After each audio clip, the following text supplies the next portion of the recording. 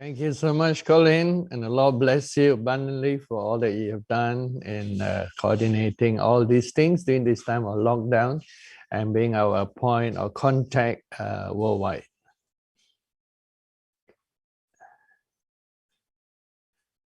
Okay, let's see, make sure I get the right area video. And while I'm speaking, Colin, I just sent you a new chart about a few minutes ago. They're completed today. As I got up today to pray and minister, I felt that the chart would make it more easier to understand today's message. It's a series called End Time Scriptures. Remember, we have so many end time messages, each with different title. This one is a crucial, important one, which is called End Time Scriptures. And so, Colin, you could get that new chart sent to you by email and forward to everyone. And after when I start my message, I'll use the revised chart on Christ's second coming, followed by later on by Noah's cycle of 370 days and show how it relates together. And it is the will of God that in this end time move, and part of this end time move is to completely make clear and simple all the end time scriptures or what God originally meant to say. And the Bible does not necessarily present the messages in point form, in clarity. It's all in allegories, parables, mysteries, enigmas, delivered by prophets over thousands of years who never contradicted each other, and by the written word which never contradict, and each one build on the other. And so here we are in a finale. We are in a finale, the final song, the final stanza, the final verse that God is bringing forth. And we have, with thankfulness, look back at our forefathers in the faith. We are the new Israel, and our forefathers in the faith has built a foundation for us, including those in the new covenant, like the Apostle Paul, was laid a firm and wonderful foundation that we could rely on which directed the direction of the New Testament church. And all the forefathers of our Christianity, apostles, prophets who have brought forth different revelations throughout the church age of 2,000 years that we are grateful to. And so all that we brought forth comes from an accumulation of the study of every possible end time scripture and doctrine that we have, as much as we could avail of. But most of the general doctrines that we discuss have been brought by men and women of God in Christian age, and I studied almost all of them and accumulated all the theology, knowledge, absorb all those things, and also study the Bible so many times that I've lost count of how many times I've read through the Bible. And this is a gift that God has given as part of this end time move, because the end time move is not just based on visions, revelations, the ability to see angels or work with angels, but also to be like Paul, to be able to show that every new revelation and everything that God reveals is in line with the written word. And we can show whatever we speak about from the written word itself. It would be sufficient for us to show this move in the written word, but at the same time, God has interacted with us through his angels, through his holy angels, and we are privileged that God continues to reveal. And even as we spend 40 weeks of prayer in a Friday all night, I spend more, and I have my personal all-night prayer also And in my last one, which I did on Wednesday night, so Wednesday night to Thursday morning, I concentrated on my last personal all-night prayer, which is different from our Friday one, on the ministry of angels. And so I focused on that the whole night and prayed till usually 6 a.m. Just like we do on our Friday all night, except and then we had a message up to 7 a.m. And question and answer to 7:15, 7:30. And so one of the things that the Lord spoke, and I want to always prepare you, as you know, that our messages that we bring forth come straight from the throne of God. So you want to know what God is speaking today. And today happened to be the 12th of September, 2021, 1 year before the next year, 2022. And I'm preparing myself for the year 2022 for signs and wonders. And as you know, this preparation is not something that you can say, oh, I want to prepare, quickly, let me be like the upper room and pray. You might be too late. Because this preparation takes years. And one of the things that many people don't have the stamina for is they don't know how to do things in years. They only know how to do things in terms of like 21-day fast, 7-day fast, 40-day fast, or measure in days, weeks, or months. But they have no idea how to prepare themselves regularly with discipline and diligence over years. And that's due to the human condition of laziness and distraction, and they don't know how to concentrate and push forward. As you know, my character is when the Lord tells me something to do, everyone around me, 1,000 can fall on my side, 10,000 in my right hand. You can do whatever you want. I will still be standing because God told me to stand there. And perhaps that's why He chose me for this end-time move. Perhaps many others who God tried to use in this move are not steady enough. They are too distracted, they sidetrack, they give up too easily, not persistent, discouraged, and all these qualities which I praise God that those of you who remain in this move continue to be steadily steadfast, which is why the angels told me that this Friday all-night prayer will be the 14th all-night prayer, and it is an important one where all those of you who prepared yourself, will receive a powerful financial breakthrough in this coming all night. Now, there's a condition for that. It is conditioned on the fact that you have been following this move and you have participated in the Friday all night for the past 14 weeks. Now, there are those of you who could not participate live because the all night is in Singapore time, and in future it will be measured by Australian time, which is the HQ, which is about 2 hours ahead of Singapore. And once we launch the church here in Queensland, and then we will base all the teachings from here. Unless we are traveling or base ourselves in different countries of the world, then we'll broadcast from there, but always still measured in Australian time. And so some of you have written to me when we first started, knowing the conditions for the anointing. There are different anointings that you have to prepare yourself.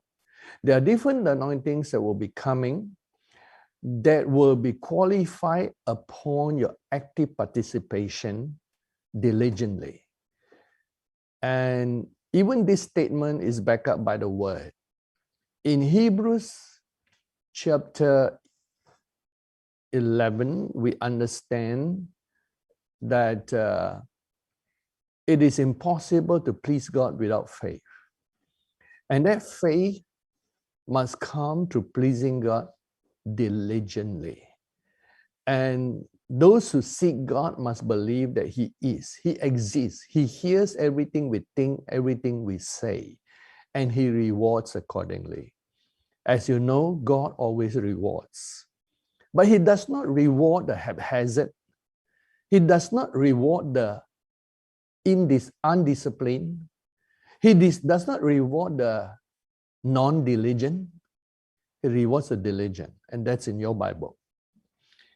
And so those of you who were not able to participate live, you have written to me and I say, look, you still can participate by going through the sermons and praying right through in your personal all night, in your time. And but by turning it on, as you know, it's recorded for those who have signed up, and you could pray. And why? Because if you prayed diligently by now and by the next Friday, you would have achieved 70 hours of prayer, minimum. Most of you go more than that. I realize that there are weekdays prayer going on among each one of you online, and I thank you for that and bless you for that. And also, let me tell you that the nearer we go to God, the more God also shows different things. And even on the last Friday, which is the 13th Friday, 2 days ago, not all of you are clean. I'm talking spiritually, because there are some of you who I saw, it's not exactly sin. It's more like the thoughts are filthy and you have problems with lust. And please see that you get rid of all those things and all those thoughts by this coming Friday, 14, because let the Lord cleanse you. Know that there are certain things that are wrong. And just like Isaiah found that his lips were unclean. He didn't know his lips were unclean until he came nearer to God and saw God's glory. Well, there are some thoughts that are unclean, and they were hovering around last Friday. So please, those of you who have a problem with that, come with clean thoughts the next time. Repent and come with clean thoughts. Because they are not acted out in a sense, so they are a different category. But in God's sight, still need cleansing. Clean your mind. Have pure hearts and pure minds when you come for prayer. Just think about Jesus, focus on Jesus. And in those 5 hours, I mean, you might have your weaknesses and all those things, but in those 5 hours, you must have purity of heart, purity of mind, and only think about Jesus and not think about anything else. And think about Jesus and the Bible and nothing else. And so God will maximize His reward. Of course, those of you who participate without fulfilling your 14 all-night prayers, which would make 70 hours, God will still, I'm sure, reward you in some way. But remember, He got a lot of catching up to do. By the time next year, when we finish 40 weeks of prayer, it's very hard to catch up, even when you try to catch up. And so those of you who want to catch up, you better pull out your socks and roll up your sleeves in English expression and put more diligence. And I encourage you to be diligent because I am concerned that you lose your reward. You might not lose your reward in position, but you lose your reward in the amount of blessings that God wants to bless. Because each one of you love God to different extent. The Bible says that eye has not seen, nor ear heard, not entered into the heart, the things which God has prepared for those who love Him. I'm sure you love God to a different extent. And God is preparing His end-time blessings for those who in this end time walk the walk, talk the talk, and last through all that you have gone through in tribulations or troubles, and you're still standing firm in the Word of God, both the spoken word and the written word. And let me encourage your diligence, and this is not preaching here, I'm just exhortation, as most of you know by now, that when we get together and I bring forth what God is saying right now, and heaven will back me up. I know this word comes from God, the Holy Spirit, and His holy angels, whom I have been talking to recently. And so, as you know, I don't always share every one of my visions, but where they're significant and important, I share them. And so this comes from God, and I want to encourage you to be diligent. I love each one of you, and I cannot help you do your work, but I can encourage you to press on to do your work, because I do want you to also be blessed as I'm being blessed. As God has blessed me, and as God continued to speak promises to me, and as the anointing, there's the time coming when the anointing of signs and wonders is coming. And when it comes, those who didn't prepare will not receive it, or they may just touch it and receive a little bit. And there's a time coming when God transforms. As you know, last week I shared about the transformation, the transfiguration. And the sad thing to me is that God wants all to receive, but not all prepare themselves. And when He was trying to tell His disciples, if he wanted it to be a private thing for 3 people, Peter, James, and John, He would not announce to the whole group. He announced to the group of His disciples that time is coming when some standing here will not see death until they see the glory of God, or glory of Christ. And then He demonstrated it.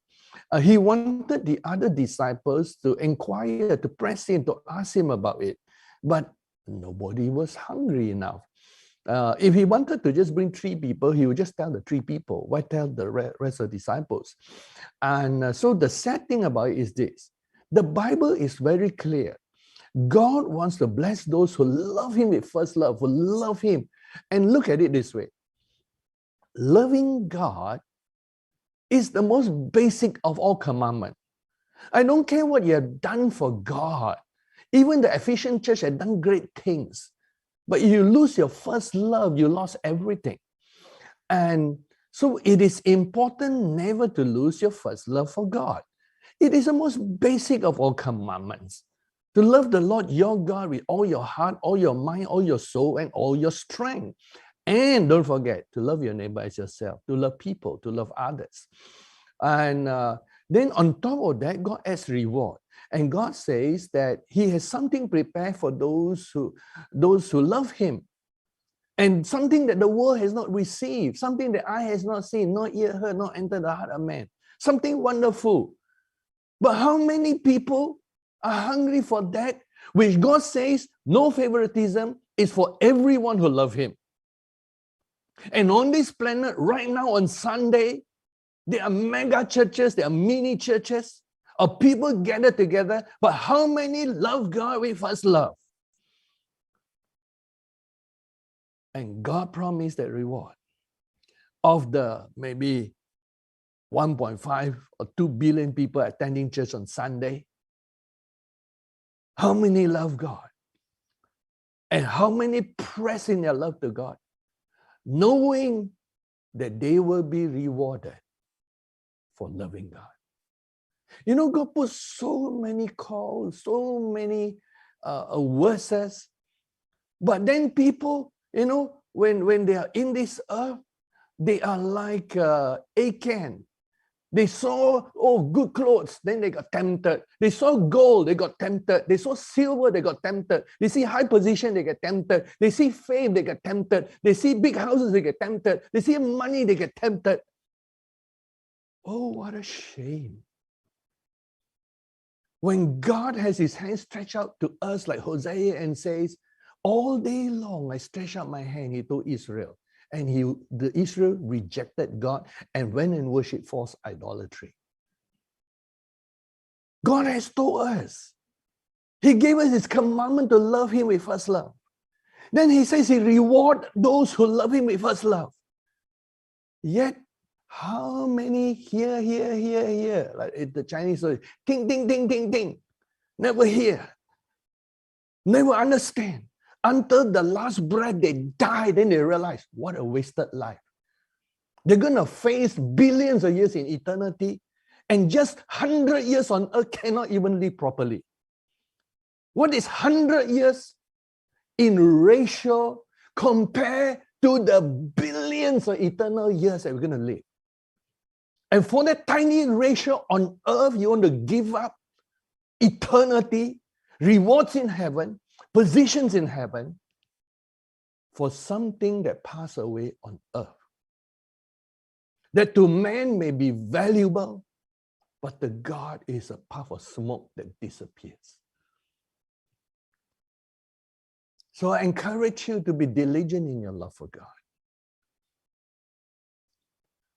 And as an apostle prophet who holds the revelations of God, this comes from God. Yes, even that little scolding. To help us to love God.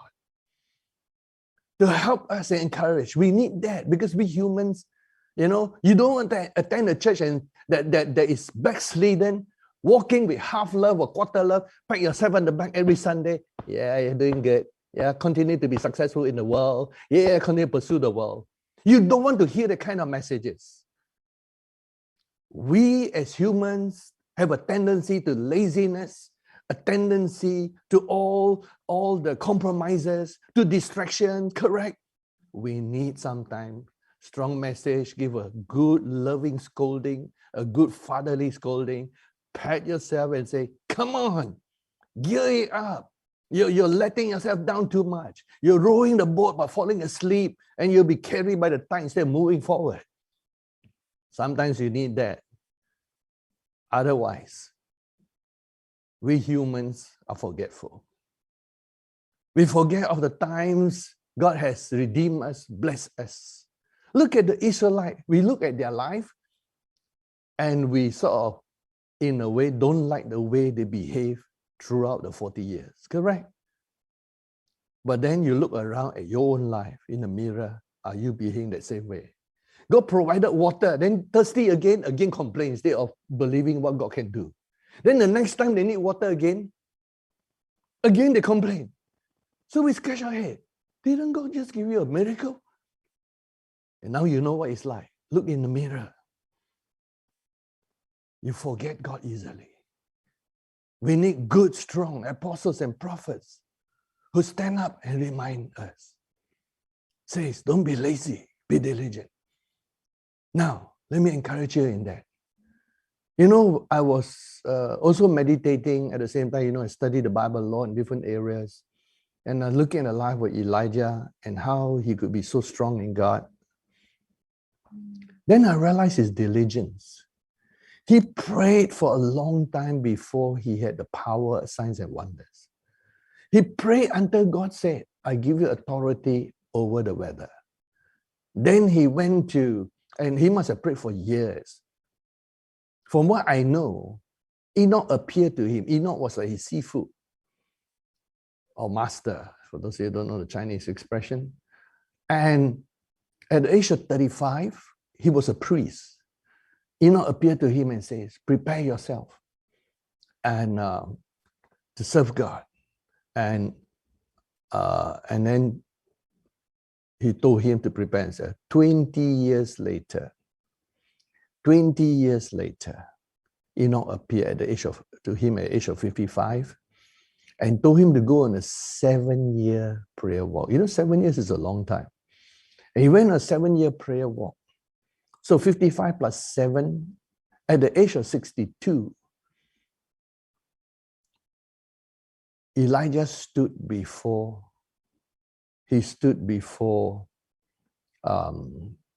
King Ahab in 1 Kings 17 and told him about what will happen. And then we know there was a drought for 3 years and 6 months. Now, I was interested in what happened in 3 years and 6 months because there was no signs and wonders. See, sometimes we think signs and wonders happen every day. No, it can happen every day, of course. But the Bible records periodic important moments. He went to the brook of Cherith, and there God fed him with meat every day by ravens. And I was interested in how long that lasted. And as I look at it in the spirit, as I study the Bible and study every commentary on it, I found that it is possibly around 6 months to a year. before the brook dry up. So let's say 6 months. Some commentators even thought it was 3 months. So let me take 6 months as an average. After 6 months, God sent him through a widow to feed him. And then God also told him, and these are all stories in the Bible, 1 Kings 17, of course. And then when God told him to go to the widow, and he says, I have commanded the widow to feed him, to feed you. But when he reached to the widow's place, the widow didn't, ting, ting, ting, ting, ting, couldn't hear God. Didn't know that God was going to save her and save Elijah at the same time. He got killed 2 birds with 1 stone, or God blessed 2 loaves of bread with 1 go. And the widow was prepared to take the last bit of flour, make a meal with a son, eat, and then die. She never heard God at all because she's so focused on her own needs. She don't realize that giving is the way out from poverty. Being generous is the way to come out of poverty, not by being more stingy. And so when Elijah came, Elijah says, you know what Elijah commanded? Take that flour, which is the last one. It looks selfish at first. Says, make a meal and I will eat with you. And then he says, it will not run out. So the widow did it. And if the famine had lasted 3 years and 6 months, and if Elijah had been fed by ravens for 6 months, it would mean that that little bit of flour lasted 3 years. Every day it was a miracle to eat. But the flour never ran out until the prosperity came. I know each one of you. I pray. Sometimes I visit you. Sometimes I see visions. I know your strengths and your weaknesses and the troubles each one of you have to go through, and some tests that sometimes God look at you to see you pass.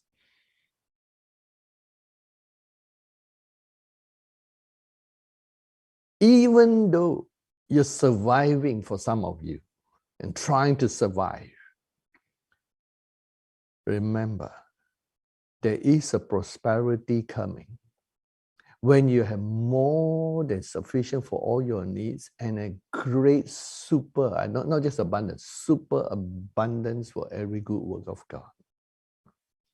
But even in survival mode, God does miracles for you to go through. Every day they look at the little flour in the container, and it was enough to last them 3 full years. What did Elijah do during that time? I saw in the spirit, I asked God, Lord, 3 years is a long time to wait on you. And we don't need to wait that long. We're already seeing some miracles in the past 7 years. We see what God is doing even from day to day, month to month, year to year. And from now to 2022, 23, it's, it's less than 3 years. And we have crossed a certain threshold where God is causing his enemies to be scattered and those who hate him to flee before him.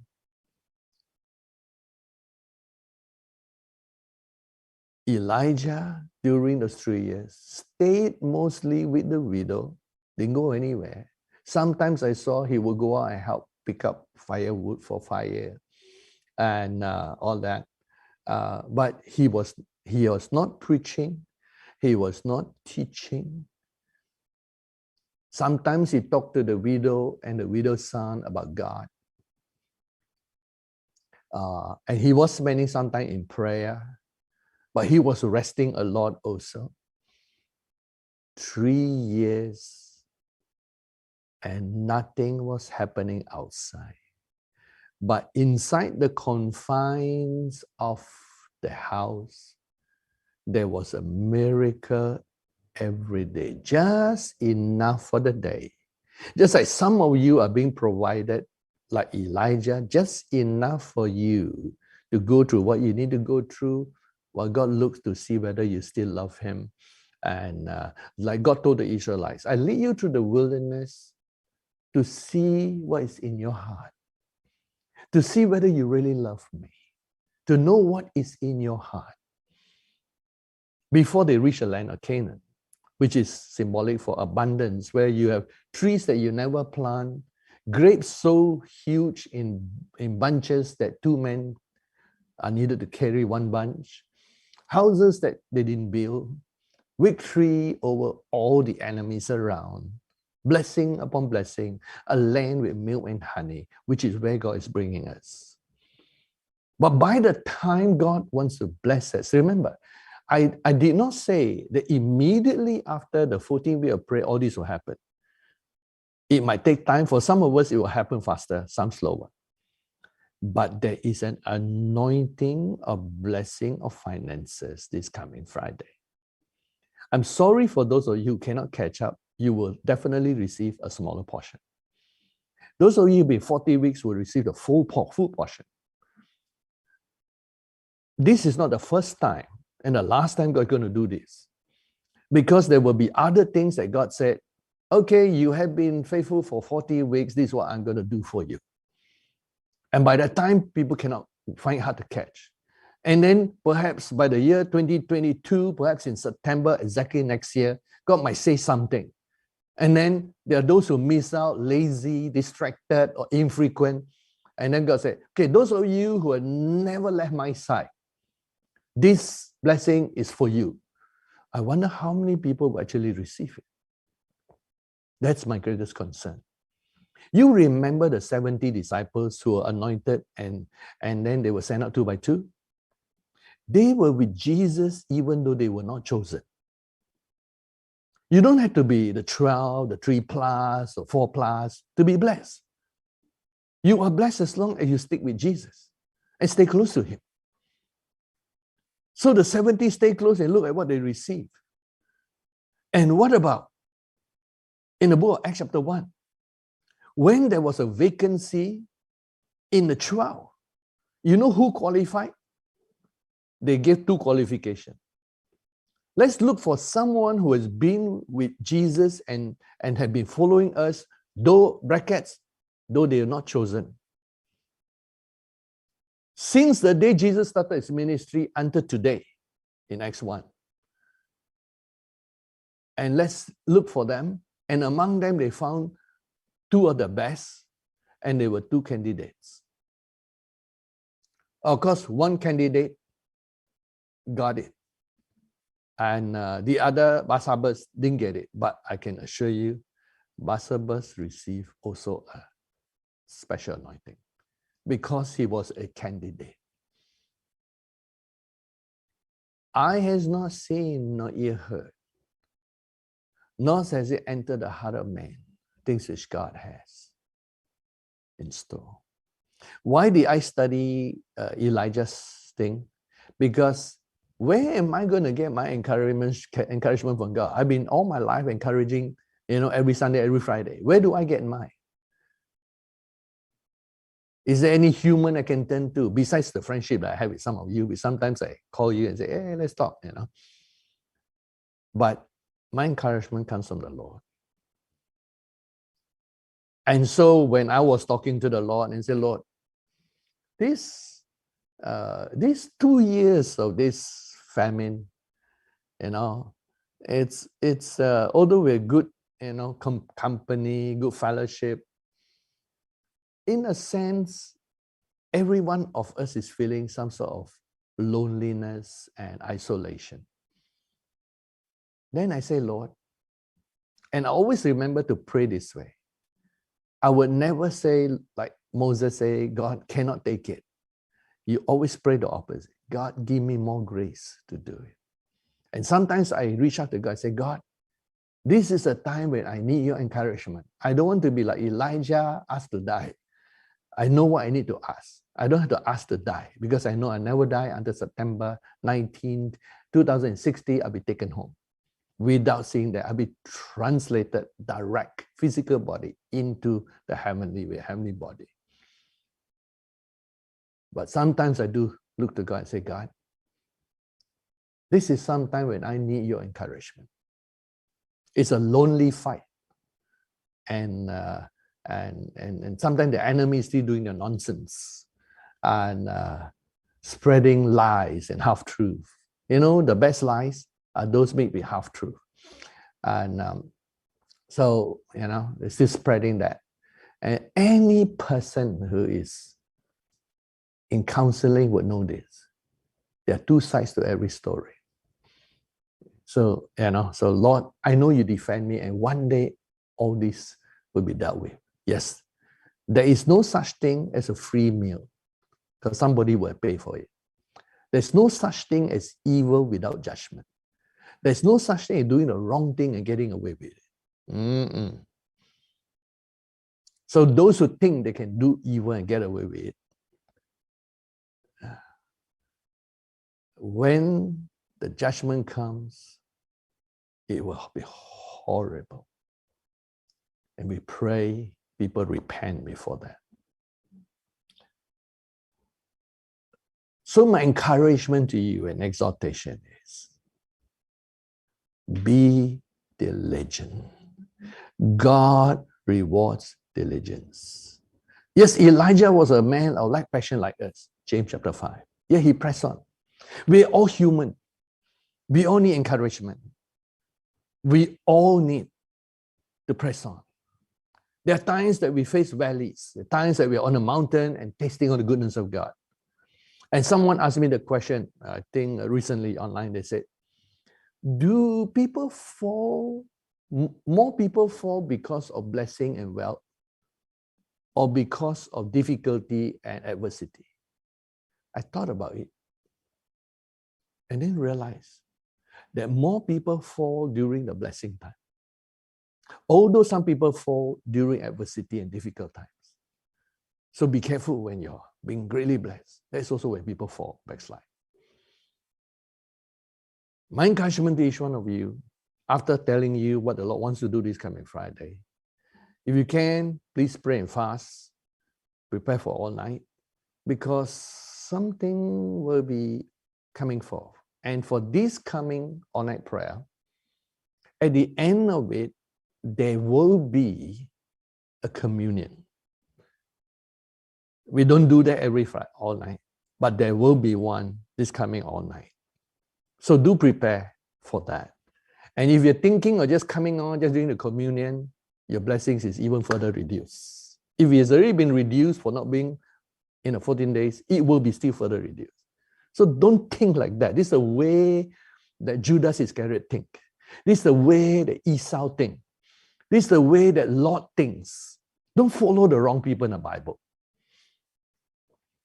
The way a lover of God thinks is this: whether God rewards me or not, I will still love Jesus. That's the best thinking ever, the best attitude. But do prepare yourselves. So I finished the announcement that comes from heaven. Well, Colin finished the announcement for our church and what God's saying, what God wants to do. Now, as you know, we did not set out to plant a church where people will go 15 minutes, hear what they want to hear, and then go home, and then pat themselves on the back, we're going to church. The only people who can follow this move are those who are hungry for God. You don't have time, and I don't have time for people who are not hungry for God, who all the time when they're in the presence of God and Jesus keep complaining why Jesus preached so long, why Paul preached so long, or why our time with God is so long. Only people who don't love God talk like that. So why mix with people who don't love God? Yeah, I know. In their mouth, they say they love God, but in practice, they don't love God. How do I know? And by now, if you are mature enough in life and you're wise enough in life, you will know one thing that is true. What people say and what people do are two different things. Also remember the negative side. What people accuse and what people really are also two different things. But let me emphasize the fact that by now, you don't judge a person by what they say alone. You look at what they do. They might say, I love God, I love God, I love God. But the moment they have blessing, they go to the world instead of doing God's work and blessing God's work. So in a way, they're lying to themselves and they're convinced they love God. But in the judgment day, the heart and the mouth will be looked at, and their thoughts also. If you truly love God, even if I know for some of you, you actually have a physical work and you have to go at certain times, I understand, salute you for being faithful, even to difficult times. But if you were one of those, you probably quickly get back when you're free. So that's fine. But what I'm saying is that if we were a physical church and this was a Sunday, I know it's not Sunday for everyone, Saturday night for those in Toronto, that if we were in a physical church right now, and you're so in love with God, you wouldn't be asking what time the sermon finished or what time it's over. And you know that I'm speaking things that are direct from Jesus as a representative of Jesus and at his right hand. I make sure I stay close with him and speaks what he commands me to speak. Thank you, Jesus. Jesus just manifests. And I'll do that, Jesus, to be your spokesman and tell people what you are saying. And think about it. If Jesus were to have some words to say to a church today, and each church is like the 7 churches, what would Jesus say to the church that you're attending right now? Or the church that you count as your local church? I know those are in COG, it's good. What would Jesus say? Would Jesus be telling some of the churches to repent? Yes, he will. Would Jesus be rebuking some of the pastors? Yes, he will. But what would Jesus be saying to us in COG? He will be saying what he said to the Philadelphia church. I know you are little. I know you have little strength. I know you have opposed those who are Nicolaitans and those who are the synagogue of Satan. Hold fast the faith. And for the trials which some of you are going through, because I will give you the crown of life. Because I will choose you, anoint you with blessings which eye has not seen, nor ear heard, nor entered heart of man. And I will put you on the mountain of my glory, and you shall be the light to all the nations of the world. All the wealth of this planet, all the gold and silver and the cattle on 1,000 hills, I give to you. And all the power of my might and authority in heaven, earth, and under the earth, I give to you and delegate, that you may manifest my glory. For I am in you, the hope of glory. So there you go. It is important for us to hearken to God. And that is why it is more important who we are than how many of us we are. Because we are the group that says, and as your leader, I'm saying this, I will pursue Jesus with all my heart, mind, and life. I have only one goal, to be the person who walks closest to Jesus. And anyone who wants to walk with Jesus and learn from Jesus, I would delightfully be the one to help you, to tell you what God is like, to tell you what Jesus is like, I would joyfully take that task. But if for any other reason or agenda that you're here, with the exception of being close to God and close to Jesus, I'm sorry, you found the wrong group. But if your agenda is to walk close with God, to be the people who can hear God and see God in this end time, in a world that is blind, you want to be one of those who see, then we are it. And God is still speaking. And no one who does not walk with God can receive what we are about to tell you about the end time scriptures. Father, we pray that you bless these who have stayed with us, with you, and with me.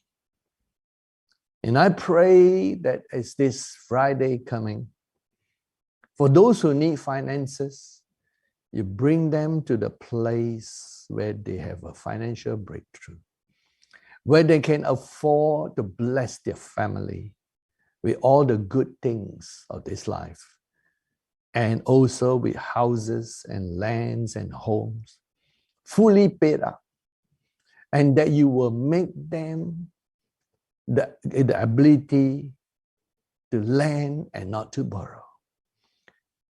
That this financial breakthrough that they receive will establish them. They can travel anywhere on earth, even in a natural, sparing no expenses. But even more, I pray for the transfiguration, that it won't be just Peter, James, and John, that it won't be just a select group who are well known to be close with Jesus.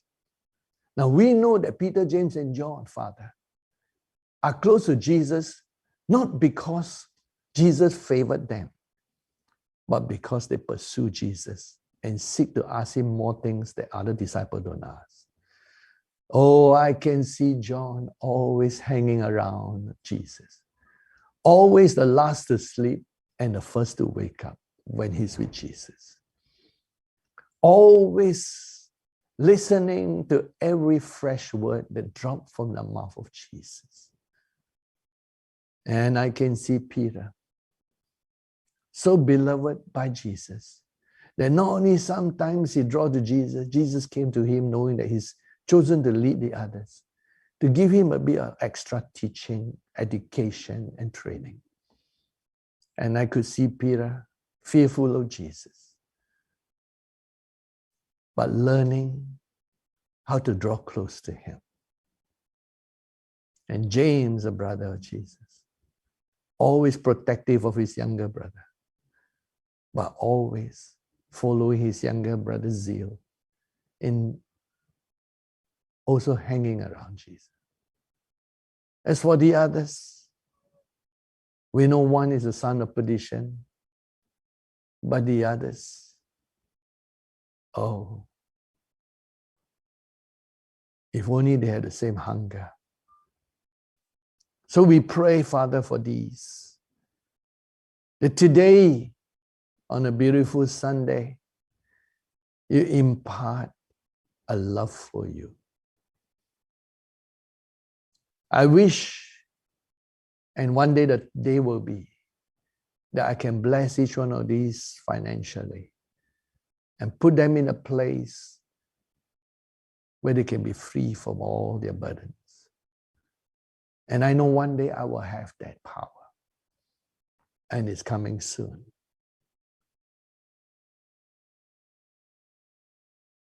But I wish for each one of these to have the same love that you have given me for you. I give it to them right now. And one day I'll be in a position as trillionaire in you to do more for each of these and for all those who follow you.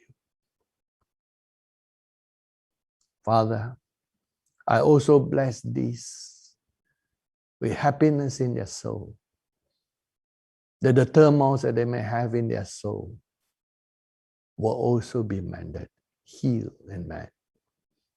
So that each one of these, I pray for their spirit, soul, and body, that they will have prosperity in their spirit, soul, and body.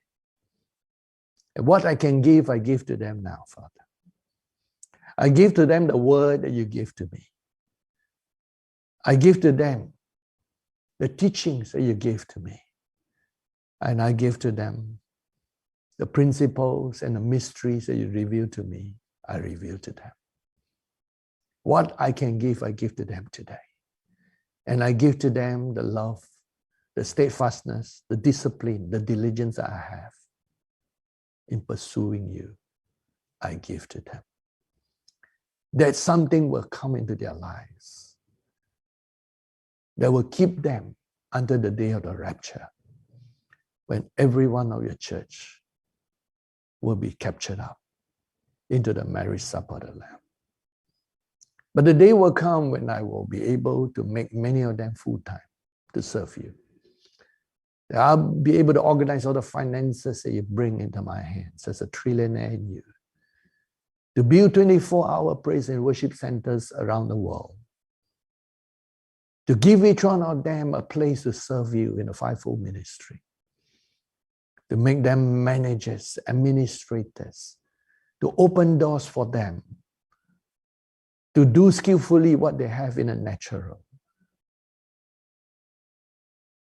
Sound engineers, architects, doctors, and many, many other professions to serve in your kingdom. For we are going to establish nations of glory.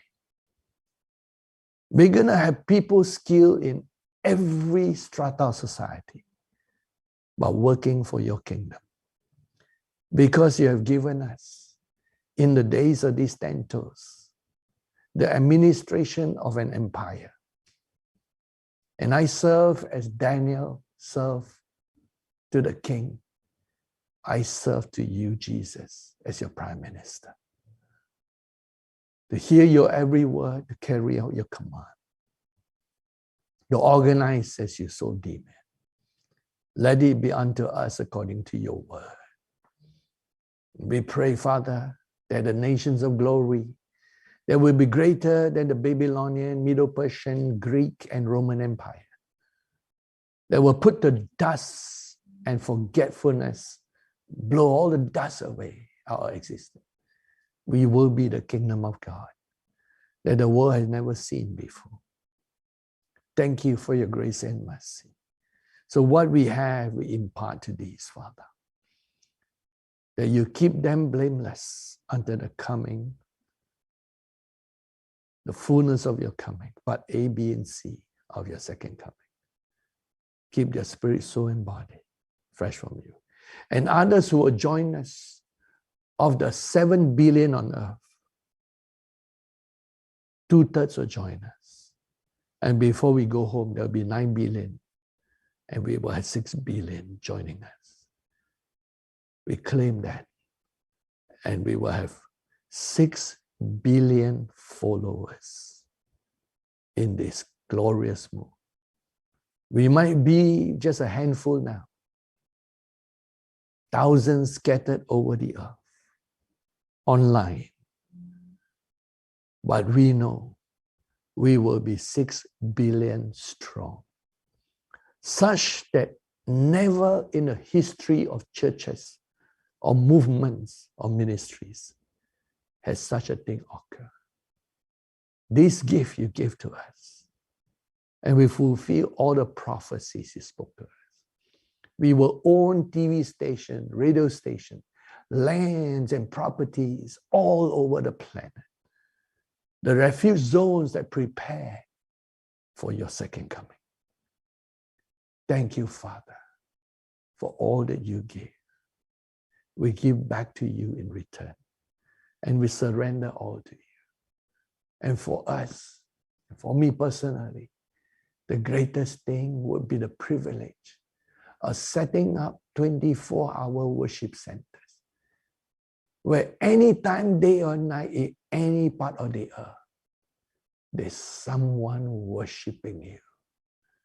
And a place where people can go to say, I can find God in that place. Thank you for the signs and wonders that we will do, the works of Jesus and the greater works. Thank you for Isaiah 60, where the wealth of the world will be in our hands. We will be richer than the empire of Babylon, the golden age. We'll be richer than the nations of the earth. There will be many enemies, but yet we will dedicate every last piece of gold and silver and finance to the kingdom of your glory, to help prepare your people and the 144,000 who will come after us, and for Enoch and Elijah who will come after us, to help prepare when we go home to the rapture, a place for them also, in a place that He has asked us to do so. For all that is in the earth is nothing. They are like a vapor of smoke that now is and is gone.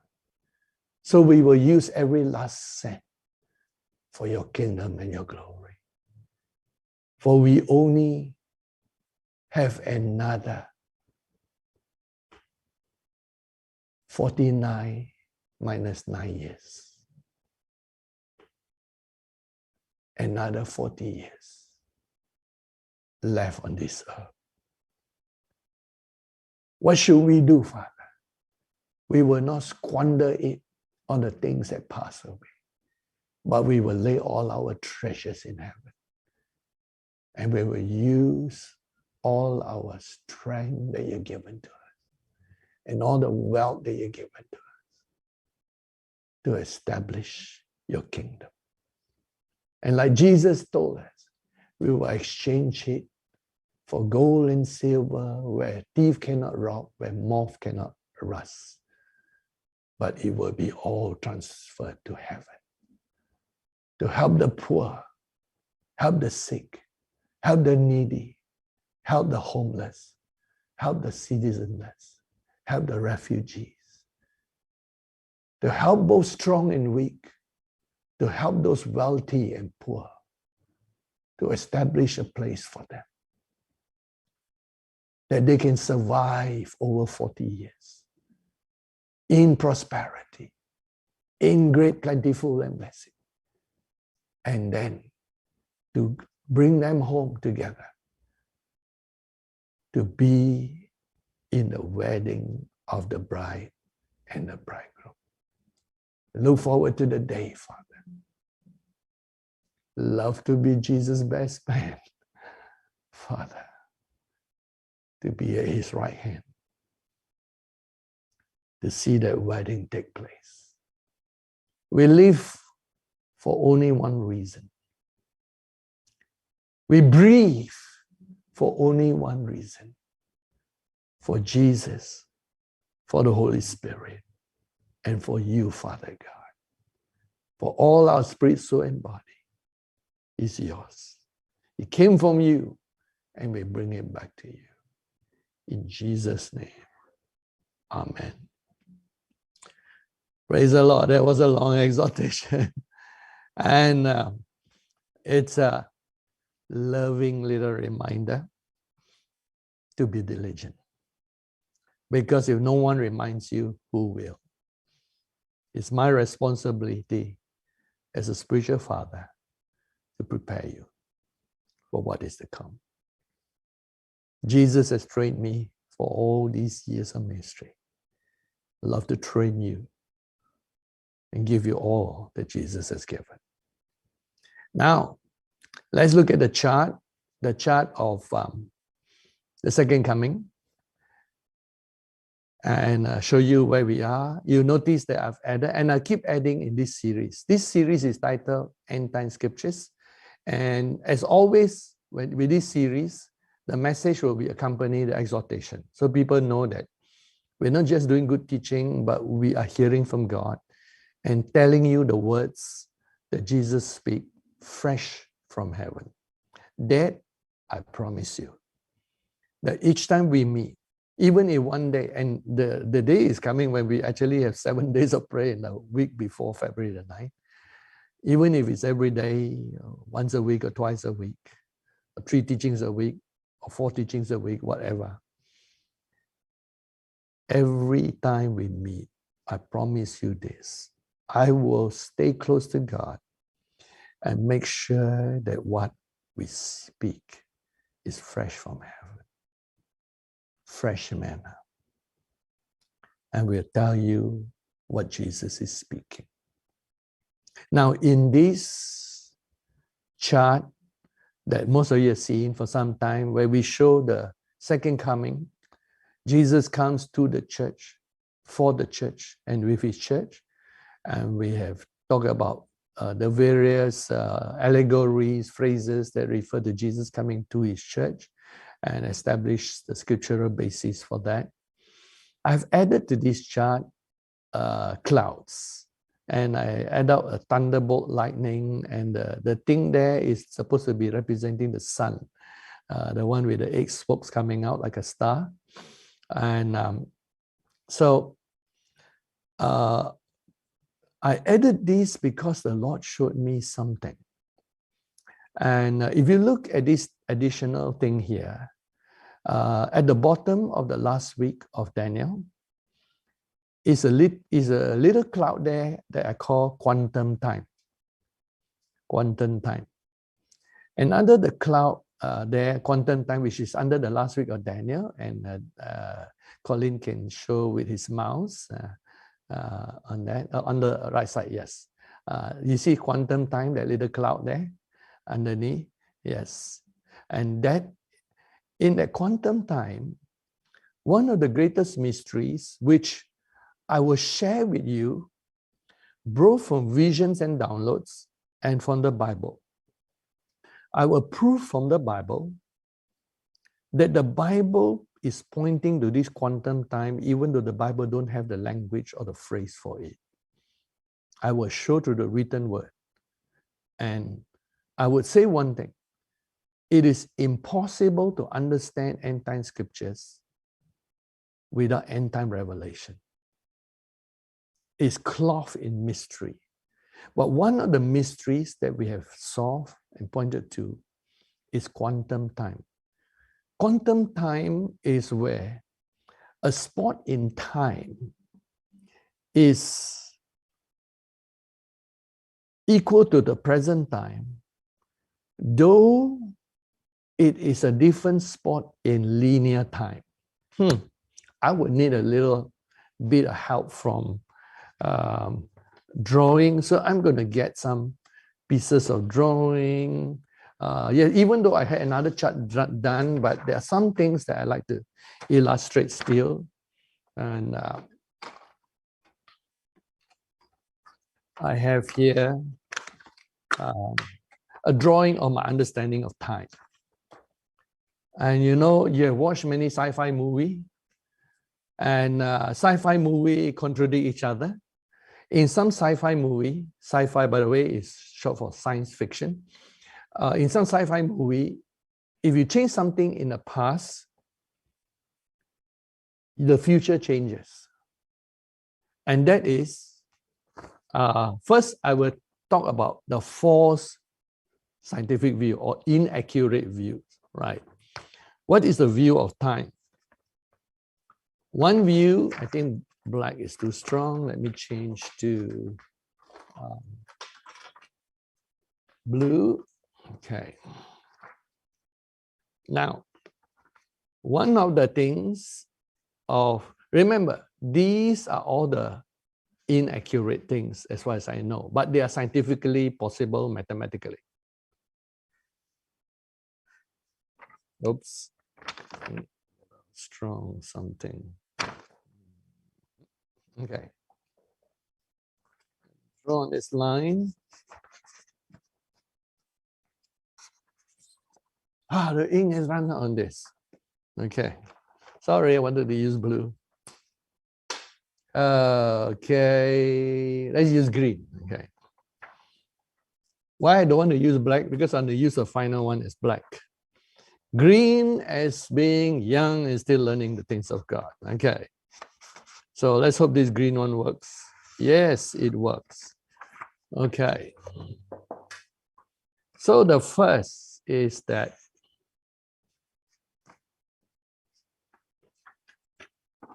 time is a straight line and there's only one timeline. And so in that timeline, if you travel back from a spot into time,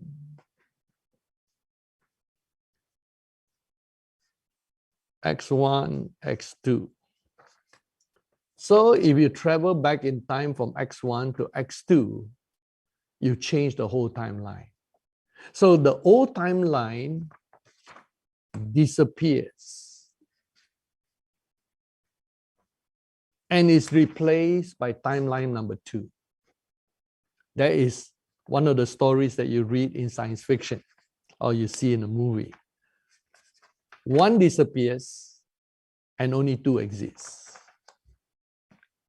In another scenario, where you have a timeline, and again, you have 1 and 2, you have 1 and 2. When you go back in time and change 2, 2 forms its own timeline, and this is the x2 timeline. 2 forms its own timeline, and the old timeline is there. It doesn't disappear. So you undo that, which is like back in the future, where I believe in the first movie, they just travel in time. And there are only 3 movies of Back to the Future. So in the first movie, they time travel. And then as they travel into the past, something changed. And so they fall into the second timeline. And in the second timeline, they change and it became the second timeline. And that was not the timeline they wanted. So that the bad guy wins. Then they went back in the story and they changed it and became the third timeline, where you remember that in the end, the hero, I forgot his name, he went back, a young man went back, and then he persuaded his father. He did change something.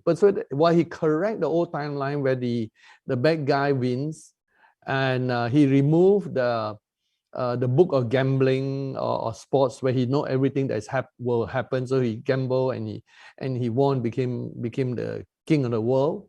So he managed to get rid of that book. That was his mistake, because the book records all the history of all the sports. So by taking the book into the past, no, actually he travels into the future. Sorry, my story get mixed up. He travels to the future, takes a book from the past, from the future back into the past. So that book records all the sports, so you know all the sports events. And so the bad guy got hold of the book and changed the future. So by the time he got back, the past also, the past has changed, because the bad guy got hold of the future book and changed everything by getting all the money he could. So it was not the timeline he wanted. So he went again to the same spot to prevent that gambling book or sports book from getting into the hands of the bad guy. And so he managed to do that. But in the process, he interacted with his parents, who were young lovers. And then he encouraged his father to publish a book. Then by the time he got the third timeline, he went back into the future. Even the first timeline was gone. The third timeline exists, where his father now is become rich because the father published a book that originally in the first timeline he never published. So he did change the timeline. So that was the first movie.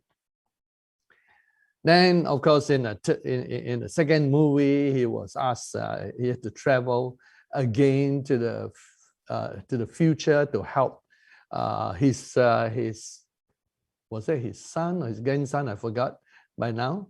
Could be his son. With a problem that was like he inherited for the father, where every time he's called chicken, he has to do lose his temper and do the wrong thing, and instead of just being calm and patient. And then by the third movie, they went into the past, and it's so changed that everything changed, and that was the ending. So that was a different story of multiple timelines. That each time you create a timeline, it continues, multiple timelines. So that's a different type of view. Then in the latest, or not the latest, there's several movies by then. In the last Avengers movie, where they snap and change time, the Thanos guy, they went back in time and prevented the Thanos guy from winning. Their view of the future was different. It is like if they travel from X1 to X2,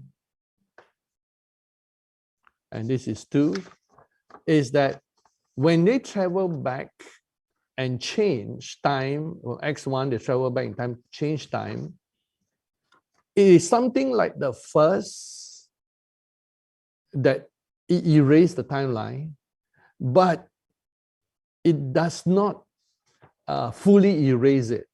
And that is, if you travel back in time under the third one and change it in a movie, what you change becomes also part of the timeline. So actually, the drawing should be like this. So it will be like, you go there and you change time, and so time goes back, and you go back in time to X2, and then you go forward, and this is the real time now. Can you see? In the third view of in the movies, and of course the movies are based on what presupposition people have or science have, that this is where you go back in time. What happens if you go back in time to change time? You actually form a new timeline. That means time still moving. Well, when you go back in time, you actually, this is counted as your time too. And then you change this, and it flows in one timeline still, but it's a new timeline that produced. So that was a theory that they used in that movie. All these are interesting. They're also scientific. And of course, science doesn't know which is true because they haven't gone back in time. But this is what God showed in quantum time. Now I'll use black to show this is the correct view that I've understood. I've thought a lot about it, thought about mathematical possibilities. And so this is the true timeline, which I'll do in black. And I'm not so good in drawing, but I do my best to do it.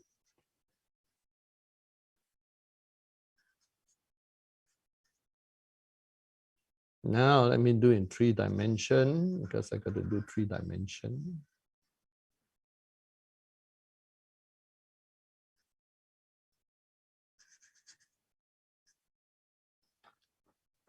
This is what's happened in quantum time. The part where you see the loop and going forward, I have realized there are loops in time. In 2 visions, God showed it. He said, is there any Bible verse? I'll give the Bible verse about quantum time afterwards. There are hints of it, but let me give you what I saw in visions and the understanding. Even at Jesus' second coming, which I will use for rate for Jesus, even at Jesus' second coming, there were loops of time where whatever is to be completed is to be completed. There's Adam, and he named all the animals. There is the work of the Old Testament, and they do whatever. There are loops of time. And for various ways, there are many loops, but all ending in one big point X. So I saw quantum time. Here's a red part where Jesus coming is this black line. But there are loops of time. Adam finished naming the animals by the time Jesus landed. And this is second coming, part C, or Jesus comes with the church. And then there's loop of time and loops of time and Jesus coming. That is there, right? And so what we saw also is this loop of time. That at this point, there is this loop of time X. And I draw X as like a 2-layer road, actually a 3-layer loop road. I didn't put too many loops because my drawing is not that good.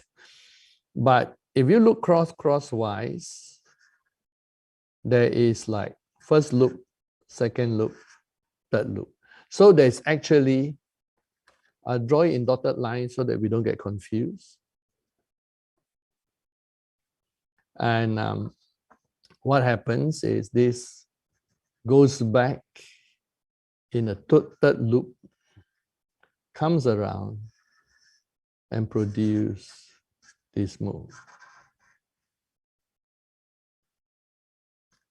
So there's a first loop, and which is Noah, N-O-A-H.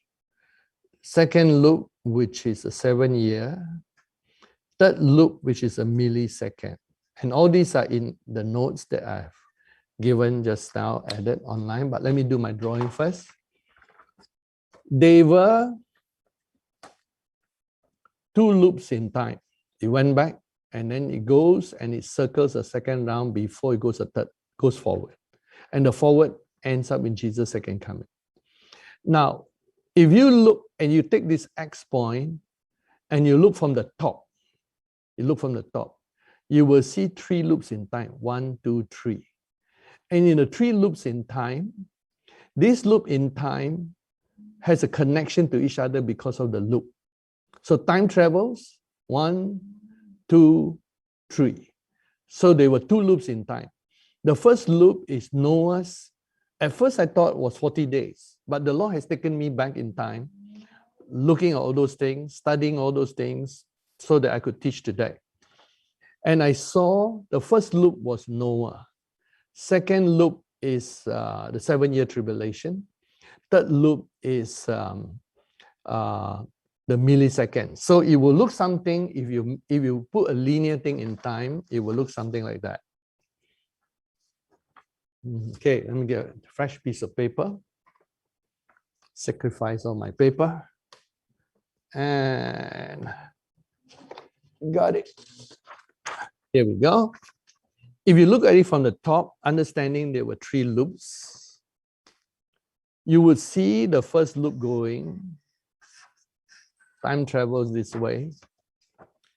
And then it enters a loop. So the first loop is not to scale, 370 days.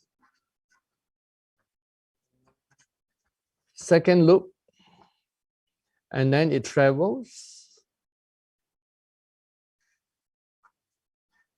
If you look from the top view, because by top view I mean it's a higher dimension, and then it goes into a second loop, and so second loop would draw it by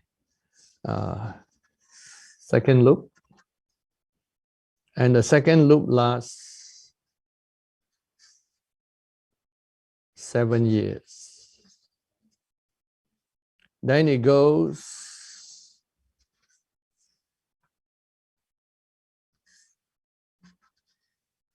into, and it's only look like that because of our human thing. Remember, it doesn't look like that in actuality.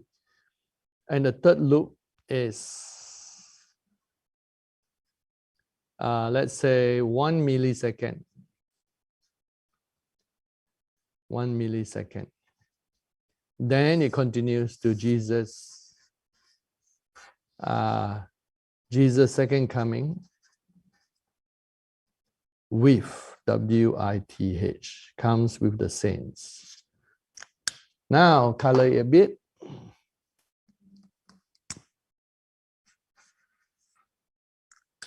This is the quantum time. Now, it looks like going backward, but who knows left or right is going forward or backward, right? And so it says here, time goes this way. Then Noah's 370 days, I counted. And then time goes on, and then there's a loop that meets here.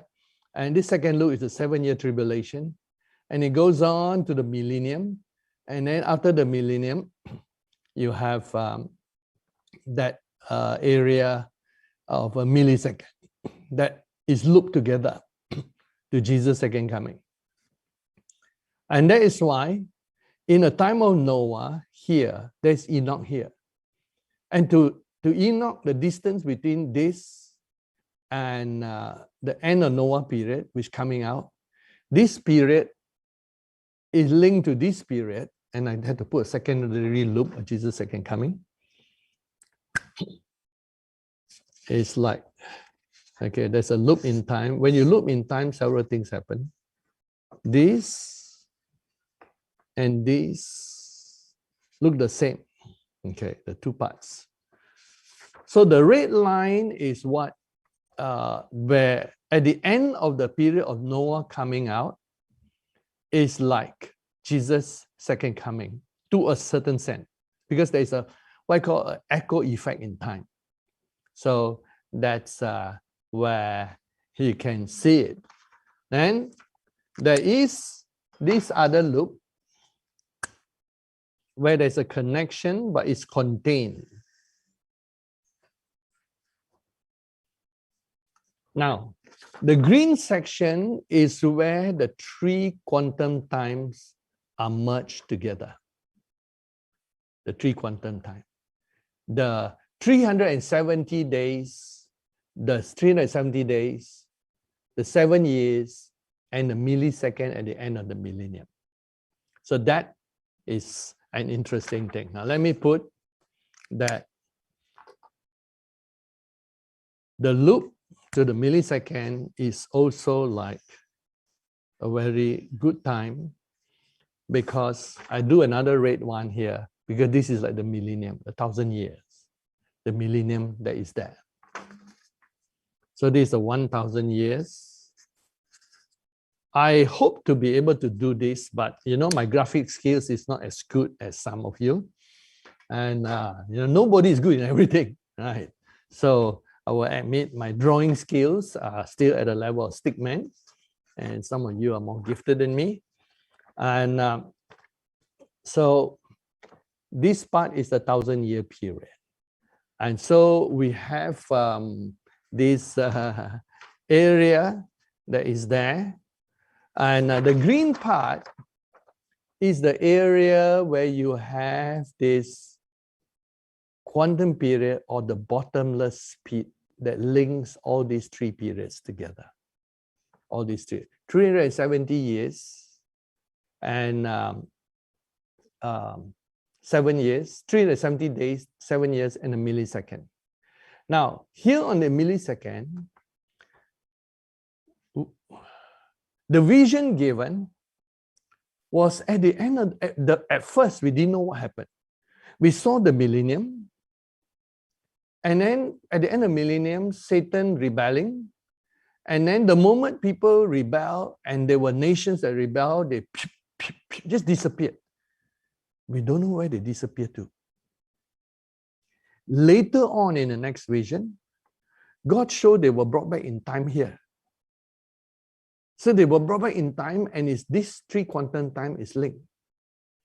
And then the other thing God showed was all those things that were happening, because it's so horrendous, was actually, and I circled many times, was taking place at a time when humans were being judged and the whole planet was shaking, and like the stars in heaven happening, was mainly actually pushed back to this time taking place in Noah's time. Now, what about this 7-year period? The main battle was here, and this was having the echo of this and the echo of that. And I say, Lord, why is that? It's because of two reasons. And this is what God showed. If all that had happened in Noah's judgment was just the judgment on humans, the moment we come out from the ark, 8 souls, within a short time, things would be worse than even what you saw in the rise of Nimrod and the Babylonian kingdom. It would have been worse. And the humans will still do the same thing they did as before Noah. If all God did was just judgment on the humans. So God has to judge the total realm of all the fallen angels at the same time and prevent them from coming to a special period, which I will draw in green. In this special period, where the arrow is covered by God's grace in green. Now, in a recent vision that I saw, that this loop, this part, and all that happened was the most wicked that humans have ever been. And this is the battle that take place. So, during almost 270 days, while he was shielded in the ark was both a protective time capsule, unaffected by all the quantum time that was going on, and it was the ark.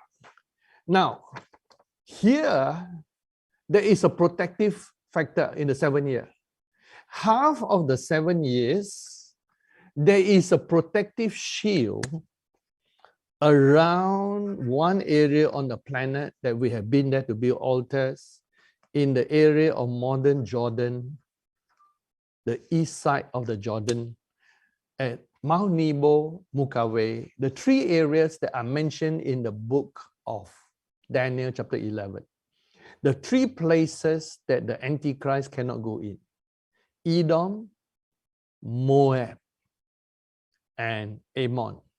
And you trace the geographical area, that's part of the land of Jordan, not all of the land of Jordan, part of it. And so God has to put a protective time capsule in the area while a lot of things are happening. So he put a protective area there while the rest begins to go bad.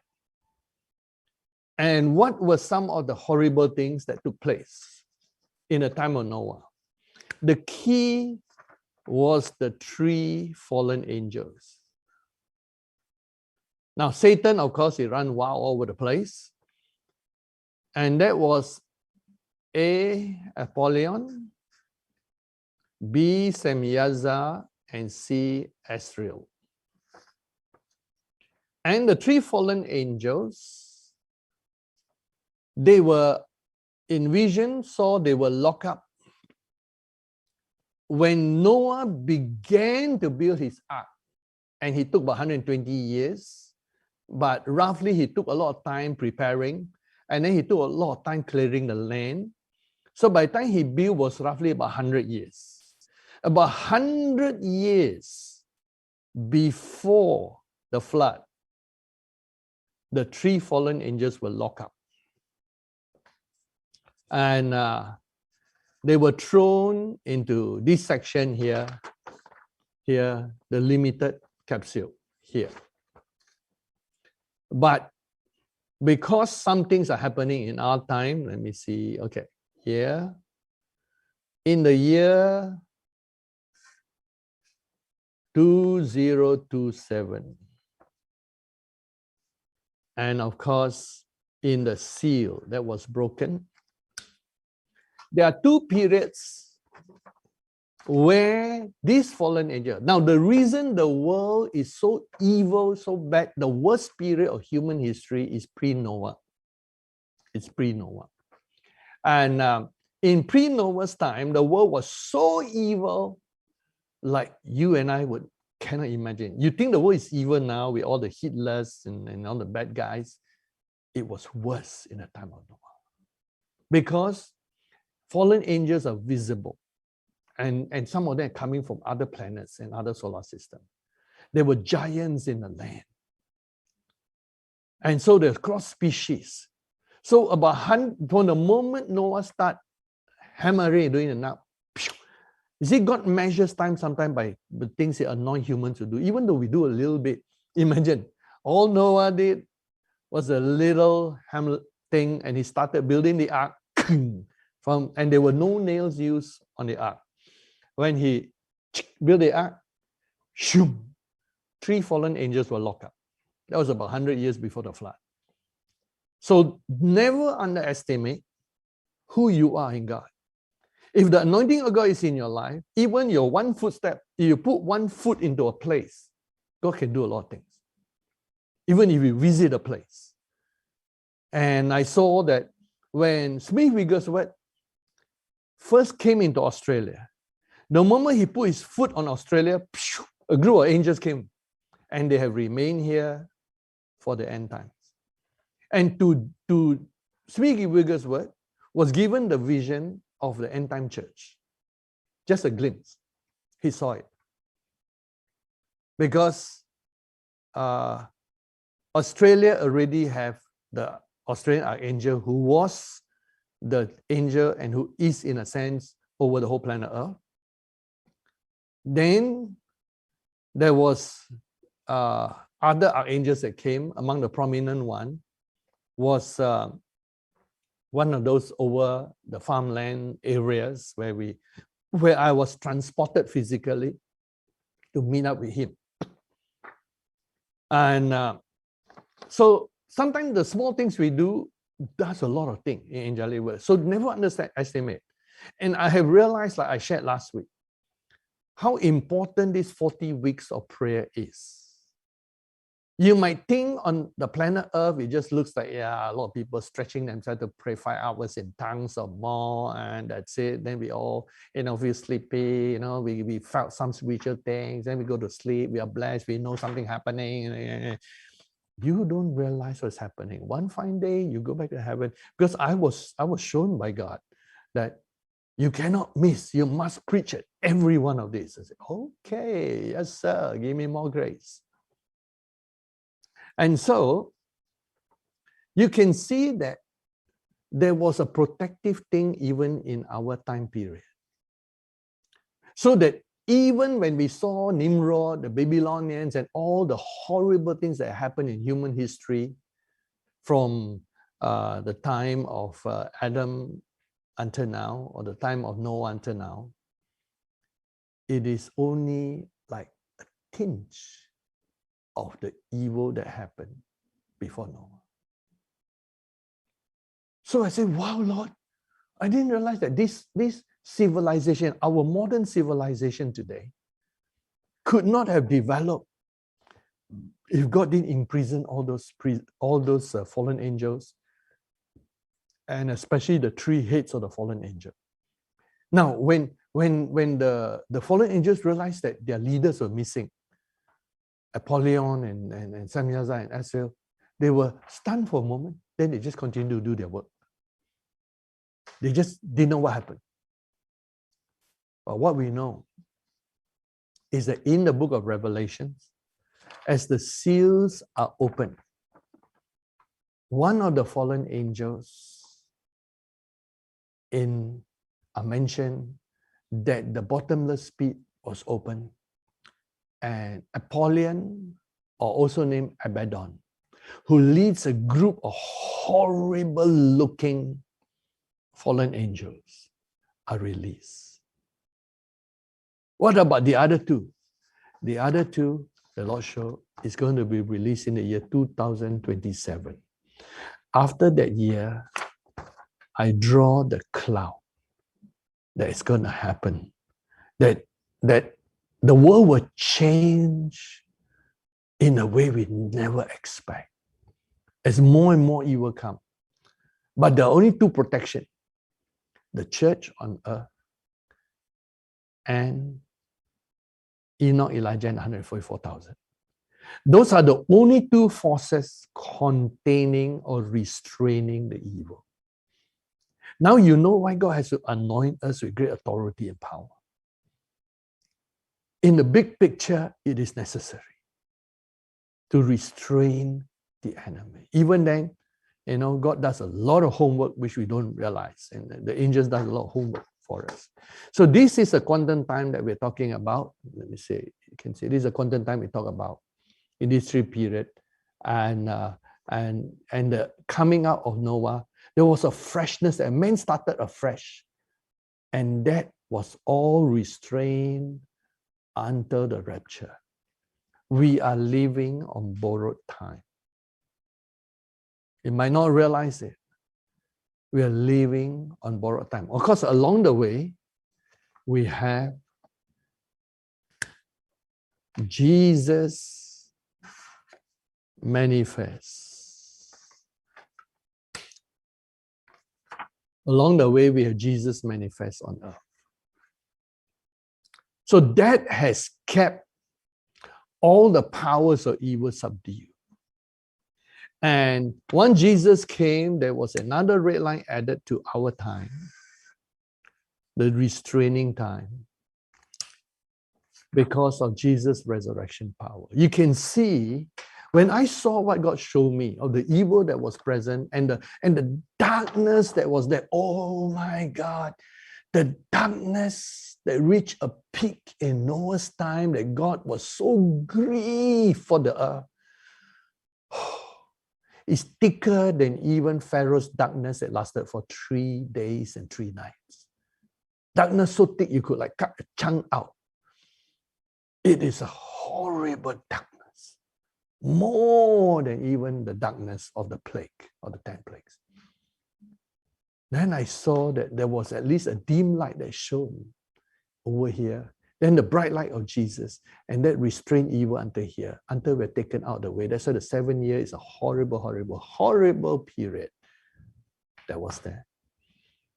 And so these 3 time periods are what we call quantum time that take place. And this is the flow of time as we have known. Thank you very much. Let's go back to the first chart that we have.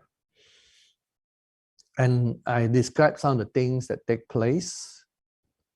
And we have the first chart. Thank you.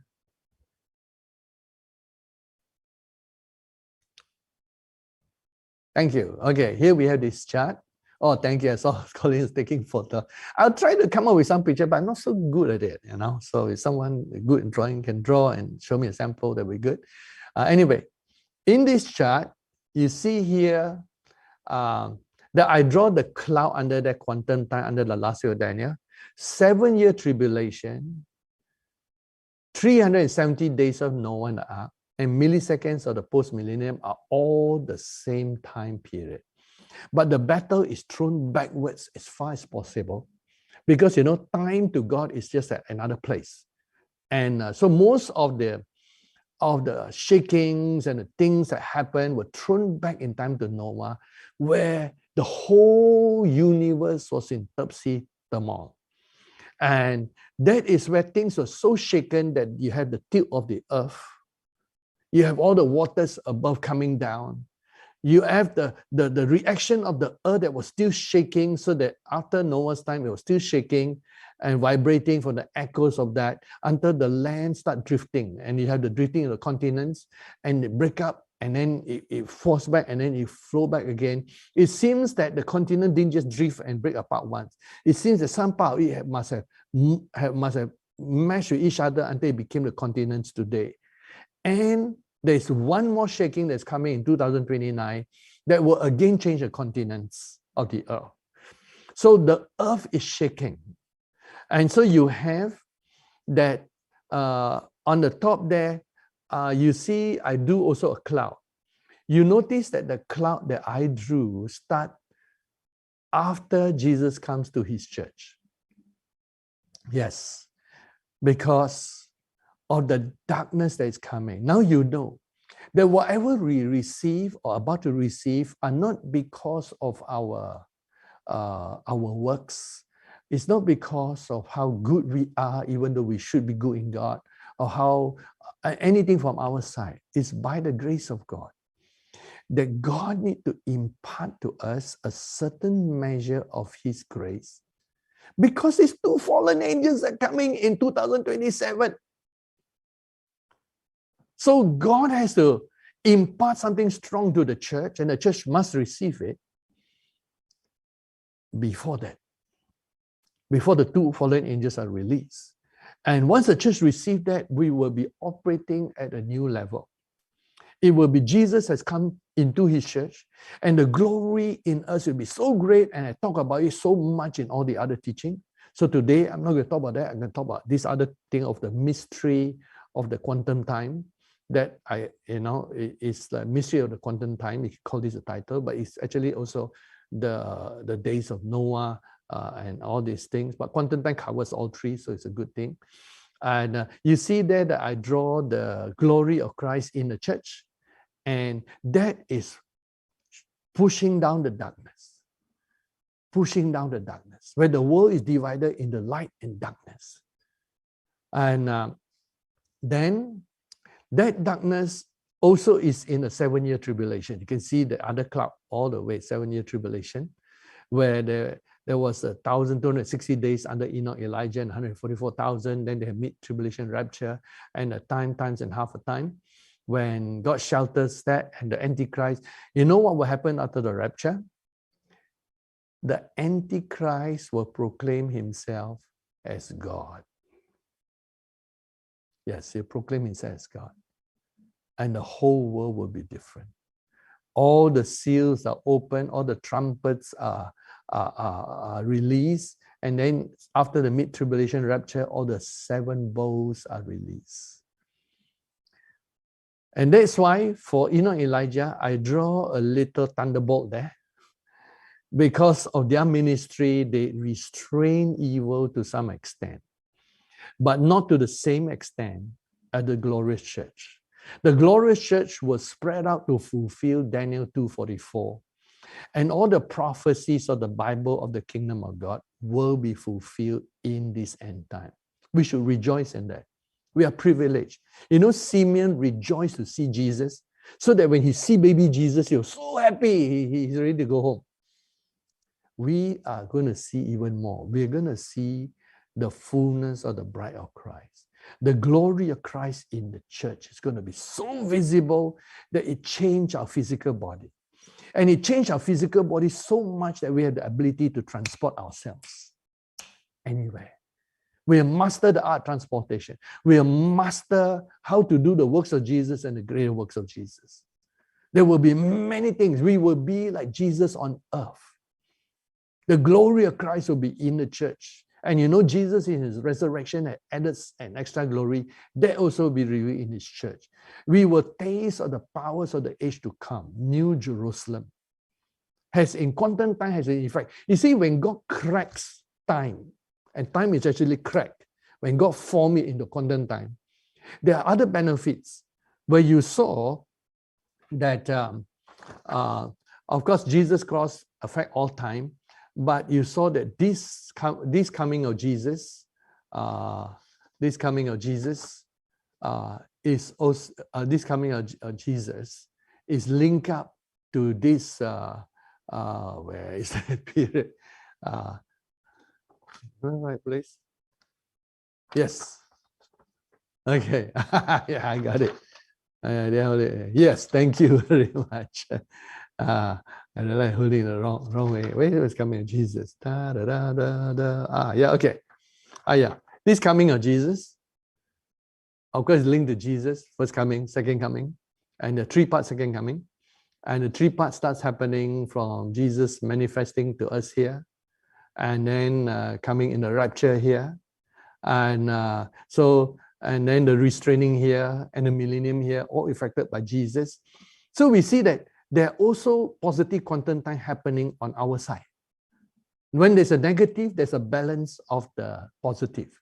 And so the quantum time in our period, let me draw a red line. To balance everything, when God create quantum time, there's a negative effect on the bottomless pit. And our side, I cannot call it a pit because I will call it the sunshine of the Lamb of God. Okay. So from the millennium, part of the blessings of the millennium, which are powers of the age to come, goes backward in time to, let me put in circles, to this point in time. Let me draw as curves.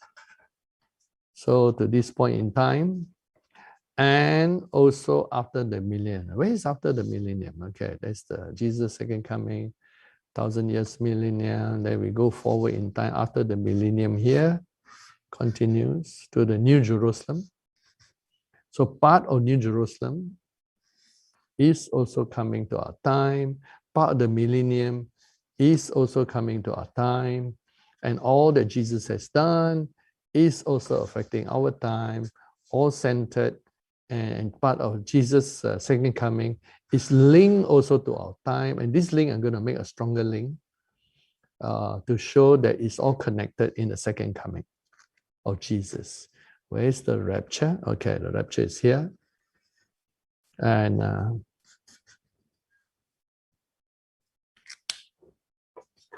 can you see the second coming, part A, part B, part C, second coming. And so first coming, second coming, part A, part B, part C. So we have that in A, B, C. And so there is also a positive part of quantum time happening, and that's what is part of our end time revival. As God created this negative bottomless pit, and as time bends, part of the blessings of the future from the millennium come to our time, from Jesus' second coming come to our time, and from the future of the New Jerusalem, the leaves come to our time. Of course, Jesus' cross shine on us. Can you see that we are also living in all the... God concentrate all the energy of the sunshine into the kingdom of God. So that the kingdom of God in transfiguration equals the second coming. Marvelous, isn't it? As God put an equal in the thing, you see, there's an equality. These are like equal time. And so this part of time, from the time that the kingdom of God is established and Jesus establishing the millennium, is equal to a certain extent, but not fully equal, because to be fully equal, you need a new body. That's the only part preventing us. But there's a certain new soul. I know about new spirit, right? We get it when we're born again.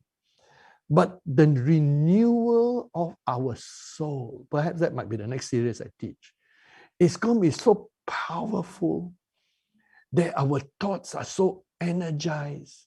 Imagine having a mind that cannot be touched by the enemy.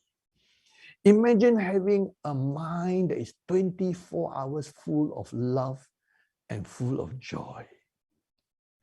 That is our inheritance. But as for the physical, what I know, Jesus will want more to be transfigured and transformed, but as many as will receive. Hopefully, it's not just the Peters, James, and Johns. 3 characteristics. And what are the 3 characteristics? Peter, James, and John represent something. James, of course, you know he was martyred.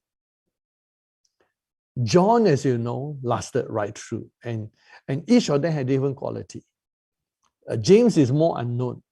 I'll talk more about that when one day I preach. But John has this quality. Always want to hang around Jesus, the last to sleep. Even when everyone was sleeping, because Jesus sometimes when he sit down and talk, he talks very long. He loved to talk about God. And John will be the last. So after Jesus sleeps, then he sleeps. So do you have the qualities of John? And then there is Peter. Peter is always like to be jump in first. His initiation is what Jesus loved. That's why he became leader. And he's very brave. And he does it before he thinks sometimes. But by the time he thinks, hey, how did I get here? Why did I do this? Like walking in water. But that part Jesus loved about him. He's like a rock. And he's a fighter.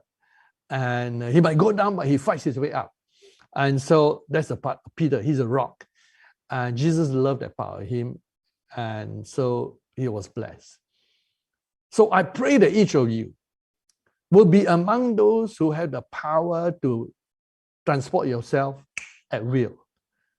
What I want to tell you, I can't talk much about the physical body because I can tell that, the physical body is transformed only according to the soul and the soul according to the spirit.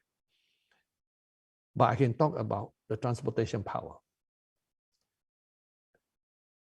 There are many people, not just me, who can transport themselves.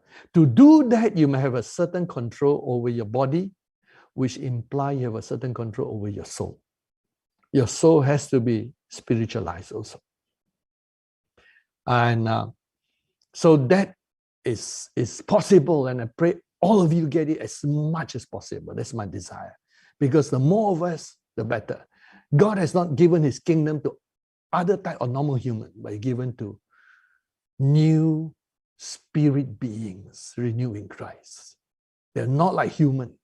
We have an extra factor. And no, we are not mutants either. No, mutation is not a good thing necessarily. And most mutation is downwards, not upwards. And nor are we like superhuman, because the world might look at us that way. But we just have an anointing and transformation that was changed us with those abilities. Now, let's look back at the chart, the first chart, the second coming again. And now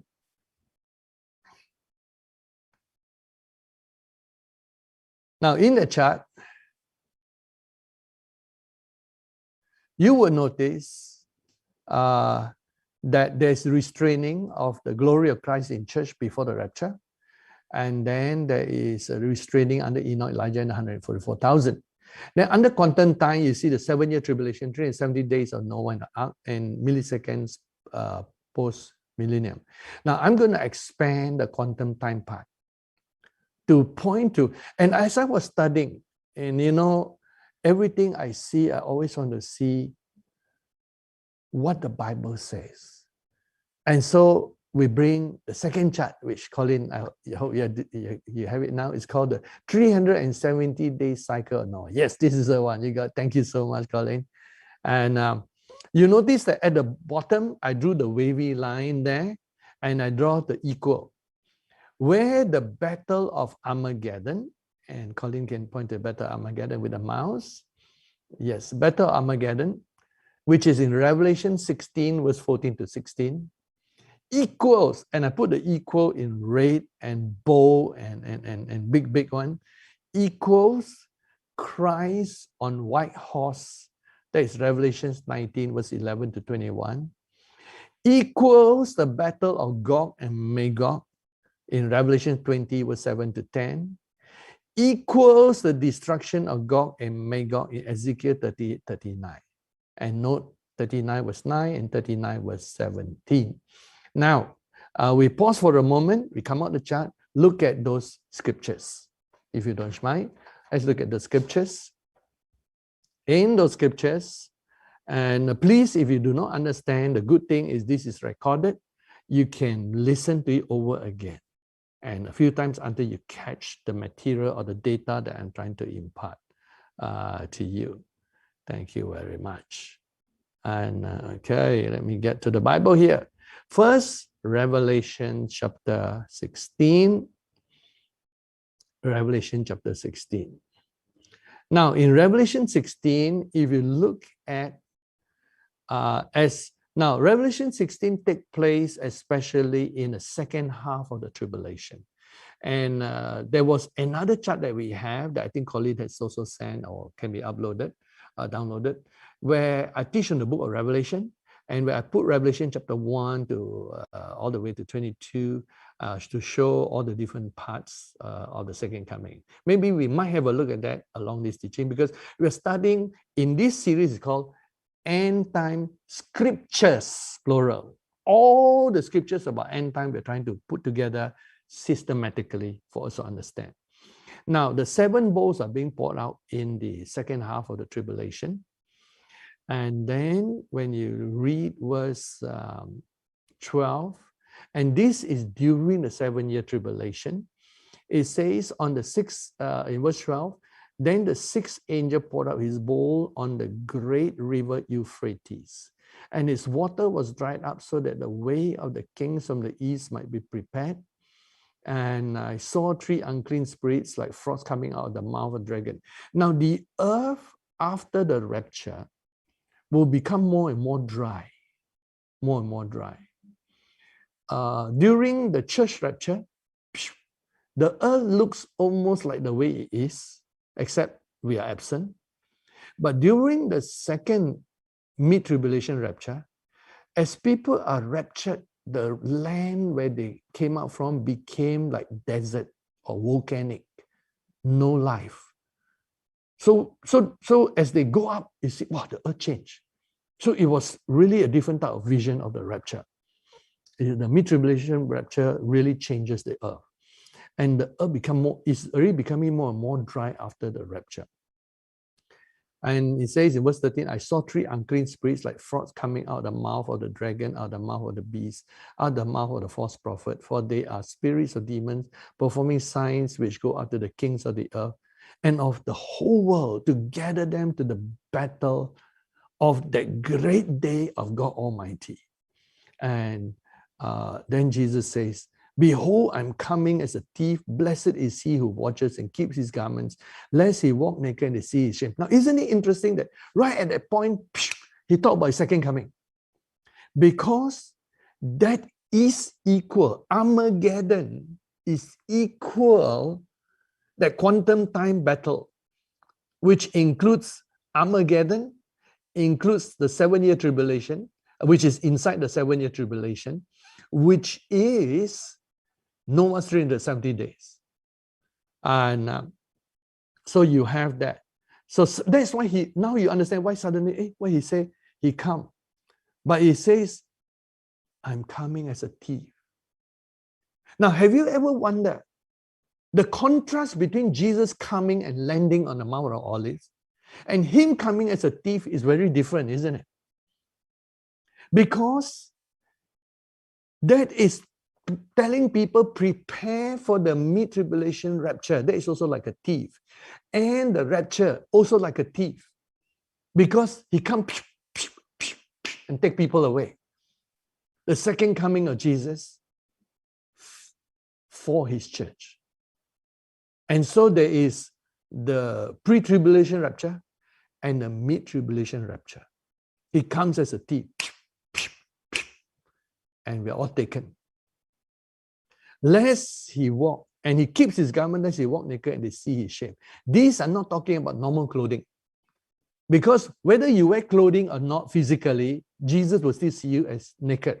Because the physical clothing is nothing compared to spiritual clothing.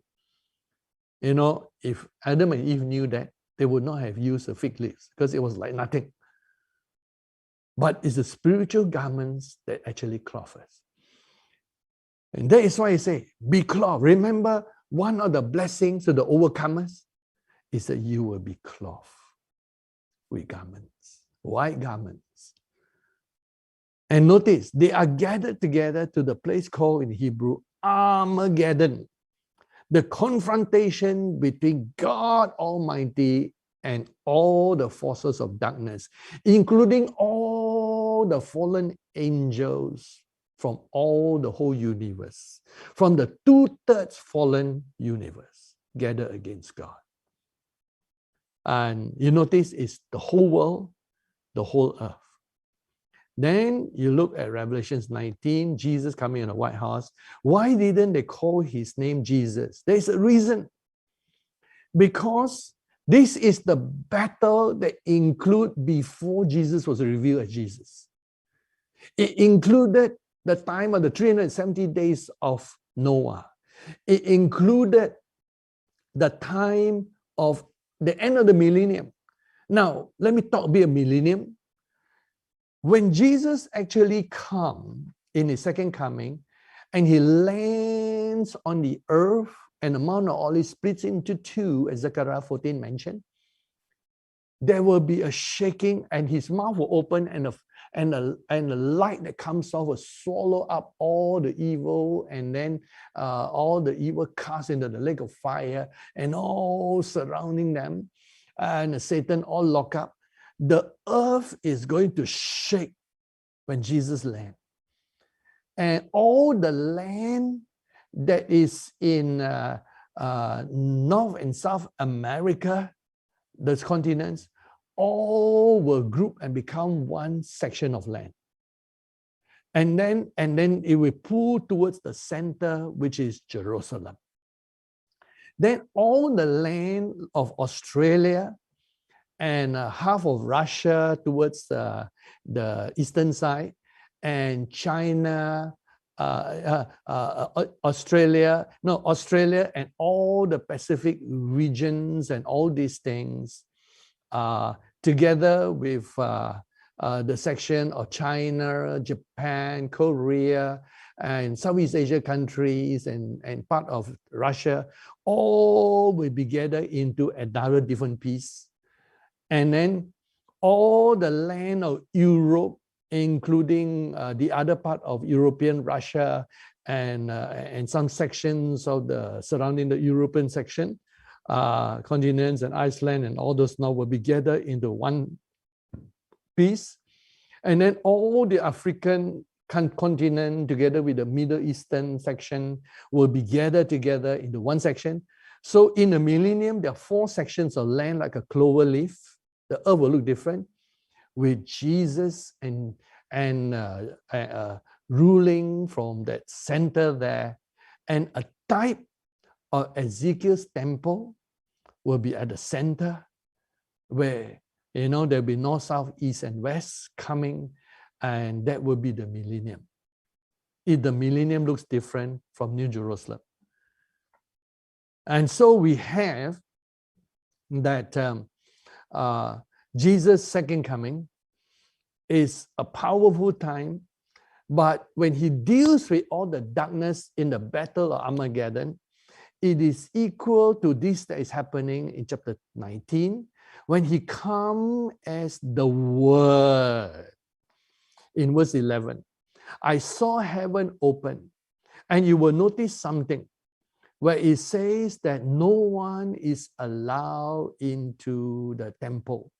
From chapter, when it says from chapter 16, beginning part, let's say in chapter 15, verse 8, the temple was filled with smoke. No one can enter the temple until all the 7 plagues are finished, because the quantum time seal is there. It cannot move into that part until God finishes his part in the judgment. And so let's back to chapter 19, and Jesus comes as the Word, and Jesus comes as the Word, and it says here in verse 11, now I saw heaven open, and remember, up to this time, no one can go into the temple. It's like time was stopped for these things to take place. And indeed, now we realize quantum time was stopped, and all that has to take place in judgment has to take place. Now I saw heaven open, and behold, a white horse. And he who sat on him was called Faithful and True, and in righteousness he judges and makes war. His eyes were like flame of fire, and on his head were many crowns. He had a name written that no one knew except himself. He was clothed with a robe dipped in blood. His name is called the Word of God. This is the same Word that created the universe in John chapter 1, verse 1 and 2. And the armies in heaven, clothed in fine linen, white and clean, followed him on white horses. Now out of his mouth goes a sharp two-edged sword, and that is the laser beam, the fire that came. That with it he should strike the nation. He himself will rule them with a rod of iron. He himself treads the winepress of the fierceness and wrath of Almighty God. And he has on his robe and on his thigh a name written, King of Kings and Lord of Lords. Then I saw an angel standing in the sun. He cried out with a loud voice, saying to all the birds that fly in the midst of heaven, come and gather together for the supper of the great God, so that you may eat the flesh of kings, flesh of captains, flesh of mighty men, flesh of horses, and of those who sit on them, the flesh of all people, free and slave, both small and great. And I saw the beasts, the kings of the earth, their armies gathered together to make war against him who sat on the horse and against his army. Then the beast was captured, and with him the false prophet who worked signs in his presence, by which he deceived those who received the mark of the beast and those who worship his image. Those two were cast alive in the lake of fire, burning with brimstone, and the rest were killed with the sword which proceeded from the mouth of him who sat on the horse, and all the birds were filled with their flesh. And then Satan was bound. That is the three lines that you see, the three timeline. And so for them in the timeline, it progressed differently. And let me point to,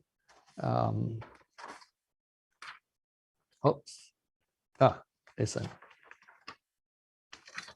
See, for this loop the loop, that, and in this section of the loop, there is for them there is a movement of time in there. Although the battle goes all over, there's a battle in Noah where all is thrown back, actually all thrown back in time. But in terms of Satan, he will feel himself being imprisoned at some point. It's like it's all like part of the battle. So like the whole battle is timeless on this section. And Satan felt like during the time he got caught. And for him lasted like a day, let's say 1,000 years. And then suddenly he's released out and he fights again. So all this is within the time and how the fallen angels and the giants and all those who are evil, who band with Satan from the post-millennium period, and all of them, this is what their feeling was as they experienced that time. Because time is still moving for them. They are creatures of time, that's why they can be locked up in time. So Satan felt that, he was doing all these things, he got locked up. Then he managed to escape again, and then he does all the bad things again. So they feel all those time spent in their experience. And so these things take place in the 7 years of tribulation. But the mystery is, I always wondered, I'm sure you all too, in the early days when I was a young Christian, when I read all these things, then I read on in chapter 20, then I say, okay, the 1,000 years. Then I got puzzled. Why after 1,000 years, they still got rebellion in verse 7, 8, 9. And by that time, all the people were like got different type of body. Don't forget, the millennium is all resurrected body. So it's resurrected body people who side with the devil fighting against God. That's how Satan got his army of humans. So you wonder, where is the army of humans? Because if human just flesh and blood, they're nothing. What can a nuclear weapon do to Jesus, right?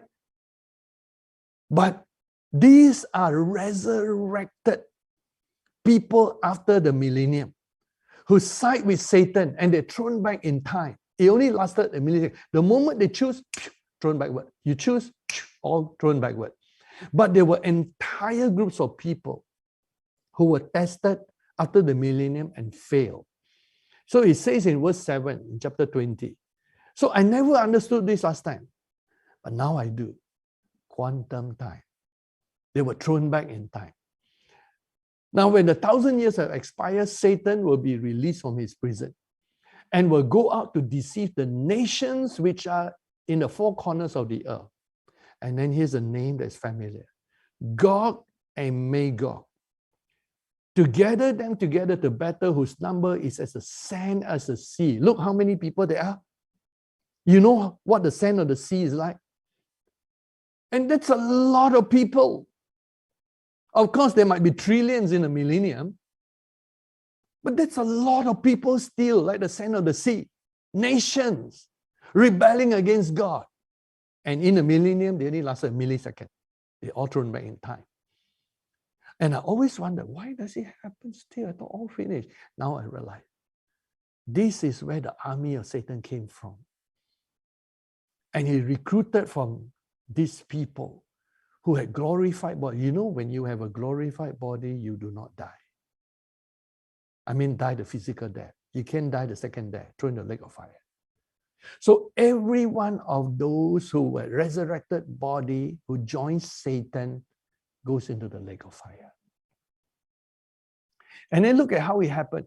They went up on the breath of the earth, surrounded the camp of the saints, the beloved city. As I say, the reason I mentioned the millennium and this description is there were 4 parts of the earth, four sections of the earth, with the capital of Jesus in the center. And so it functioned that way in the millennium, but Satan went and got nations inside these 4 sections to rebel, and they went and surrounded the city. Now I know why it's the center. It's all surround. And it's right in the center of the 4 parcels of sections of 4 continents, all like a clover leaf. Is clover leaf 4? Yes. And then it says here, fire came down from out of heaven and devoured them. Pew. The devil who deceived them was cast in the lake of fire and brimstone, where the beast and the false prophet are, and they were tormented day and night forever and ever. And so for the evil world, they experienced this rebellion in Satan's time, in the flood. Then they experienced this rebellion, and Satan suddenly got locked up 1,000 years. And then this Antichrist false prophet were fighting. Then they lost, got thrown in the fire. Then Satan suddenly got released and also released more of these glorified bodies, enemies of God, who cannot die by natural death. And that was this thing. And then, pew, all of them got thrown into the lake of fire. So the battle goes on differently. And so this is what quantum time was being experienced at all them at the same time. And I put equals Ezekiel chapter 38, 39. So let's go. The key given here is Gog and Magog. And let me tell you, up to today, even scholars don't know the meaning of Gog and Magog. They only know, some interpret it as maybe it could be like the first abomination, like Antiochus Epiphanes the 4th during that time, or like the Maccabees revolution. But then Jesus didn't appear with the fire to destroy them.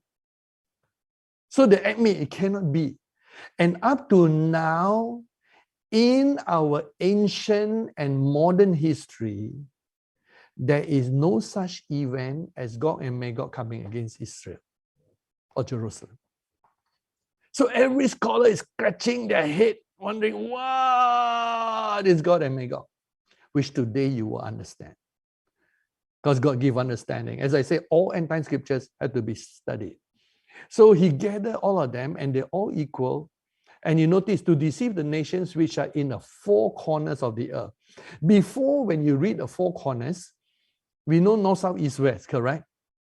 But you know, I saw the vision. And as far as I know, I don't think anybody else has that vision unless they hear my sermon and then they claim it for themselves. That the physical world in the millennium, which is still this planet, remember, new heaven, new earth is New Jerusalem. So the millennium was still in the old planet Earth, renovated a bit with fire. I saw that it was exactly north, south, east, west. But 4 parts of land. It was not like the world map we have. Imagine, some of you think, in millennium, will the map be like today's map, right? You got the North, South America continent, you have Australia, you have Greenland, you have Africa, Middle East, and European. Will it be like that? No, no more. All shaken and pushed into 4 sections, exactly North, South, East, West, with Jerusalem in the center and Jesus reigning in the center. It's going to be lovely. See, not much is told about the millennium. Not much is written.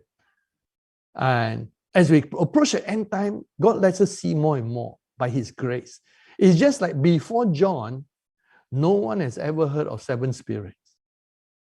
But John saw more and saw where the church is in the candlestick area. And so we see more as we are privileged to look at the end time. But as these battles are going on, the mystery of Gog and Magog is a puzzle to many.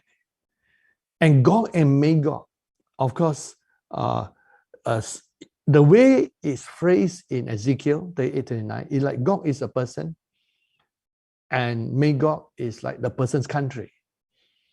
But here you put Gog and it says from the Hebrew original Gog. And then Gog just means a mountain in the authorized version. And so Magog would be like the mountain that belonged to Gog. And everyone is puzzling what's Gog and Magog. And I read many interpretations. And all of them are wrong. I missed the boat. So now you see here, in some of the writings of some of our scholars in our modern age, like Great Late Planet Earth, or some of the Second Coming one, when they begin to physically describe the Battle of Armageddon and the Battle of Megiddo, you notice something about them. Even without quantum time, many of them, like the late Great Planet Earth, I forgot the name of the author, he put it that the Battle of Gog and Magog as equal to the Battle of Armageddon. Because there's no way you could move around it. So the scholars were also doing that. And without realizing how does it relate. So they say maybe the Bible is symbolic, here say, not necessarily linear lines. So they got all kinds of ways. Now we know it's really quantum time. That the Battle of Gog and Magog equals the Battle of Armageddon. But who is Gog and Magog? And we look back in Ezekiel, which is like why I put the equal sign there. And in chapter 38, today you will know me, because when studying it, God revealed to me the meaning. And it's the first time suddenly out of the blue, Ezekiel, who is a pre-exilic prophet, like during the time of Jeremiah, before they went into Babylon, God give him this foresight to see things way past in the future.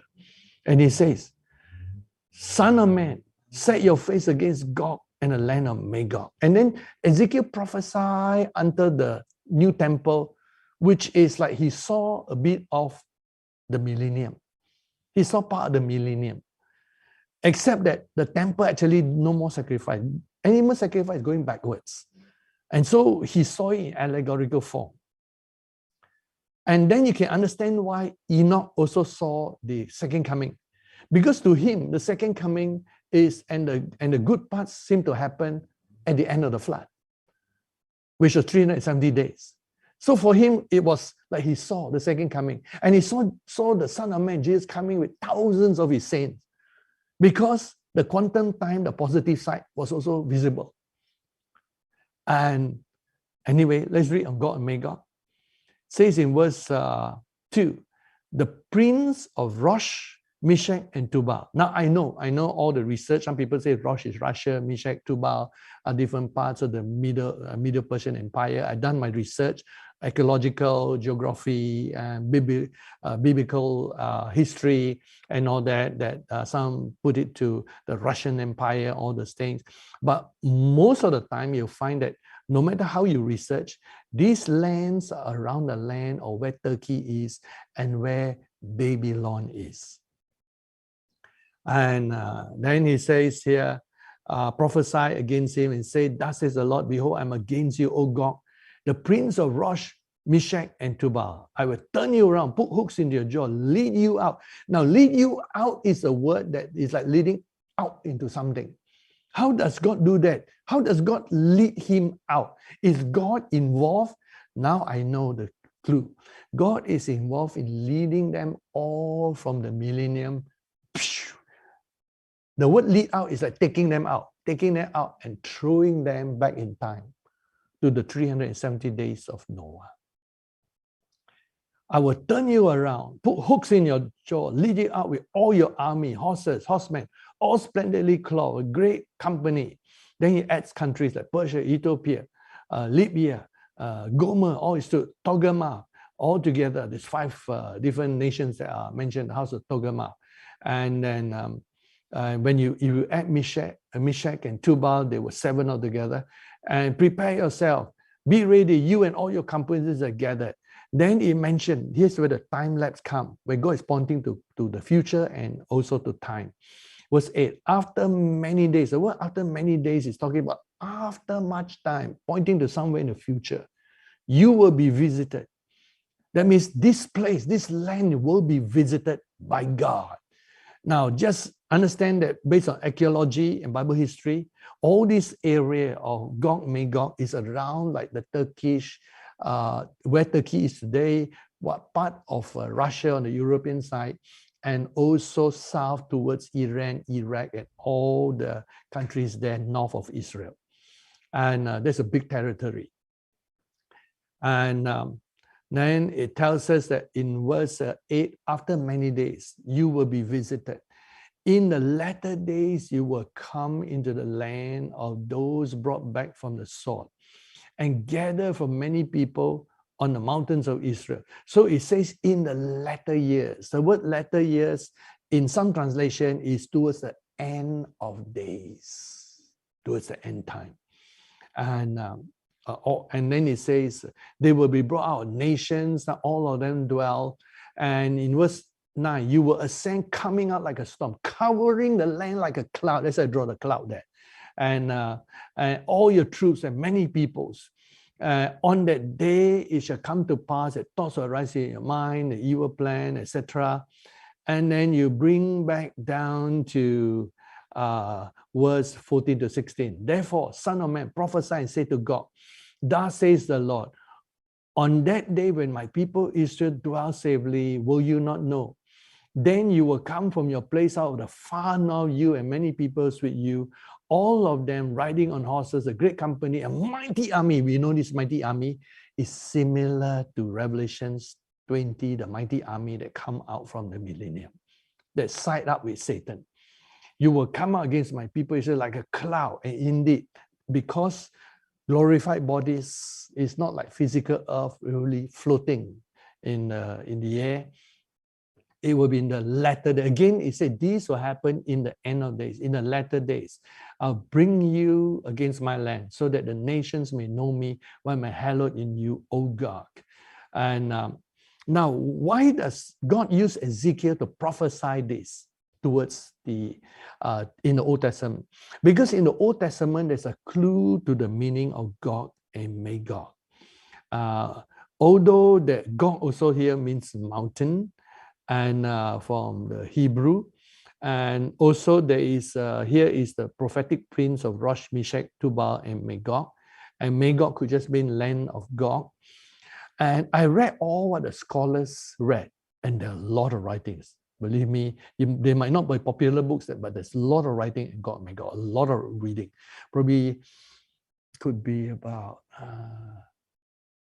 nearly about 100 over articles in the journals, and a lot of research articles, hundreds of them, and also a couple of books on Gog and Magog written by scholars. But among the best scholars, I think his name is Hunak or something, he got close to it. He says, Gog, the word Gog, transliterated in the Hebrew, could have come from the word Gag, the Sumerian language, which is G-U-G, and it refers to mythological spiritual enemies like devils, demons, and all the false gods of the spiritual darkness. Not bad. And there was another scholar that says it could have come from another Canaanite word that means gaga, which means darkness, where this darkness that is coming upon Israel, that in history there's no such record, is trying to come. Not bad. I salute these scholars. They have done good work and research. And but for us, we know there's another biblical reason for Gog and Magog besides this thing from the original language. But let me read more and finish this Ezekiel part, chapter 39.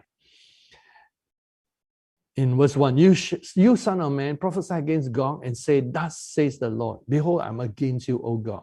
Now, I want you to see what happened when the Lord does what he does. He says, I will knock the bow out of your left hand, cause the arrows to fall off your right hand. Then it says here in verse 6, I will send fire on Magog, on those who live in security in the coastland. They shall know that I'm the Lord. No such thing happened in history. So I will make my holy name known in the midst of my people Israel, and I will not let them profane my holy name anymore. And I didn't read all the verses, but you read the other previous verses, that actually Gog and Magog cover all the humans that are on the face of the earth. I better read that to chapter 38. When the judgment came, in verse 19, in my jealousy, in the fire of my wrath, I spoken, surely in that day, the end time day, there shall be a great earthquake in the land of Israel.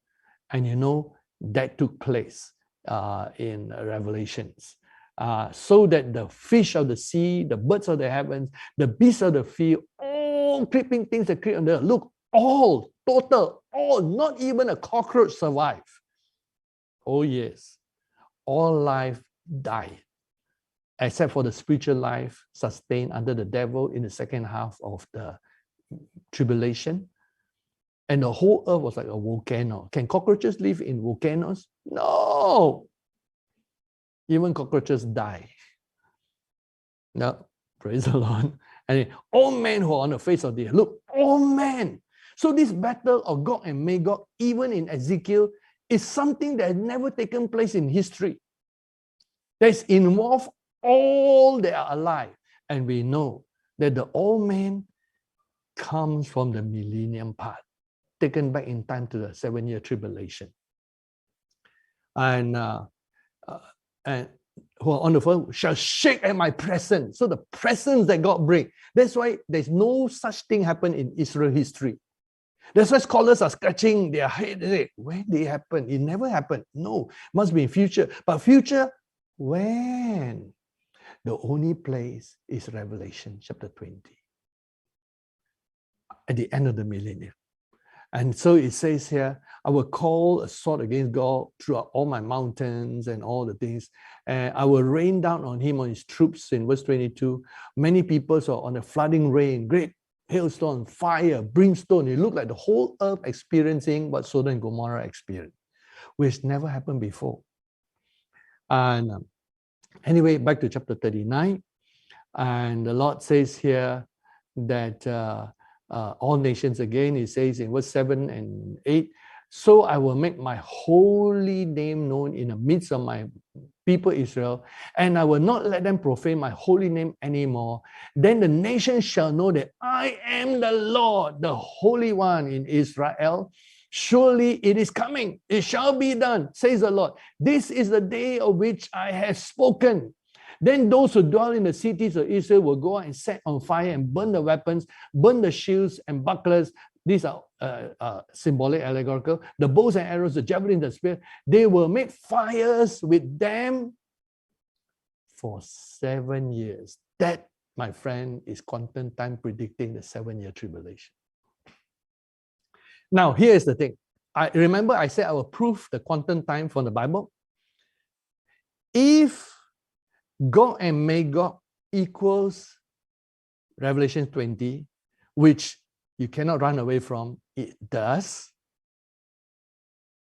Then when he also mentioned the 7 years, it makes it equal to the tribulation, 7 years. Which it is. So the Bible is right and correct in prediction. Yes, Lord. Thank you, Holy Spirit. It was talking about a quantum time event. where the two events of the 7 years and the Gog and Magog are the same time period, quantum time. And then he went on in verse 11. It will come to pass in that day that I will give Gog a burial place there in Israel, valley of those who pass by east of the sea. It will obstruct travelers. They'll bury Gog there. Of course, symbolically, remember, Ezekiel is very far back in time. And then it says in verse 12, for 7 months, 7 months, the house of Israel will be buried there. Now, when you bury means it's like victory. You crush them in order to cleanse the land. So there was the 7 years, there's these 7 months. Aha! What is it? What is this 7 months? If we take the 30 days, 7 times 30 is 210. Wow, what are they speaking about in 210 days that this take place?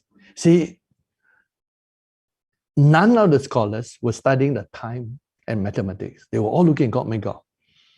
And then when I was looking at Gog and Magog, I know one thing. Gog and Magog must relate to Babylon. Because the judgment of Babylon is mentioned in Revelations. In Revelations, you know, we combine together chapter 16, chapter 19, chapter 20 in quantum time. And Babylon is mentioned in Revelation chapter 16, verse 19.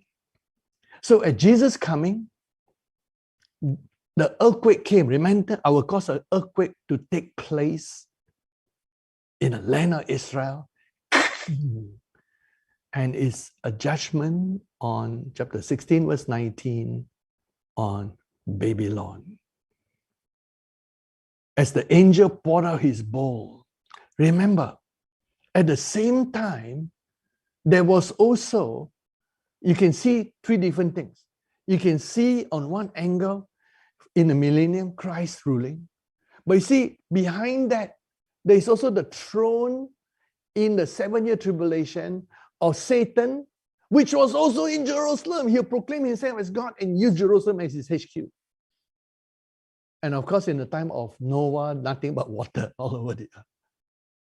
But there's a cross time period taking place in the judgment. And Satan trying to take over Jerusalem, and Jerusalem shaken. So we know one thing. When you combine chapter 16 of Revelations with chapter 19 and chapter 20, the battle of Gog and Magog was not just a battle against Gog and Magog, it was a battle against Babylon. Then when you trace back in Bible history, now living secular history, you realize that Gog and Magog, and the way that Ezekiel prophesied in chapter 38, 39, he prophesied referring to the nations like the nations before Babylon exists. In Genesis chapter 10, Babylon hasn't existed yet. In Genesis chapter 10 is like a roll call of nations using their own name. And you see there in verse 2, chapter 10 of Genesis, there was the sons of Japheth, Gomer, Magog, Madai, Javan, Tubal, Meshach, Tiras, the sons of Gomer. See, all these are the nations from Japheth in the north. And then, of course, you have other nations that were there, the sons of Ham. Then in verse 8, you got Nimrod, who is from Ham. And up to that time, Babylon did not exist because the whole earth speak one language, whatever the language was. And it's only after Nimrod went and built Shinar towards the eastern side that the whole earth experienced its first Babel or Babylon.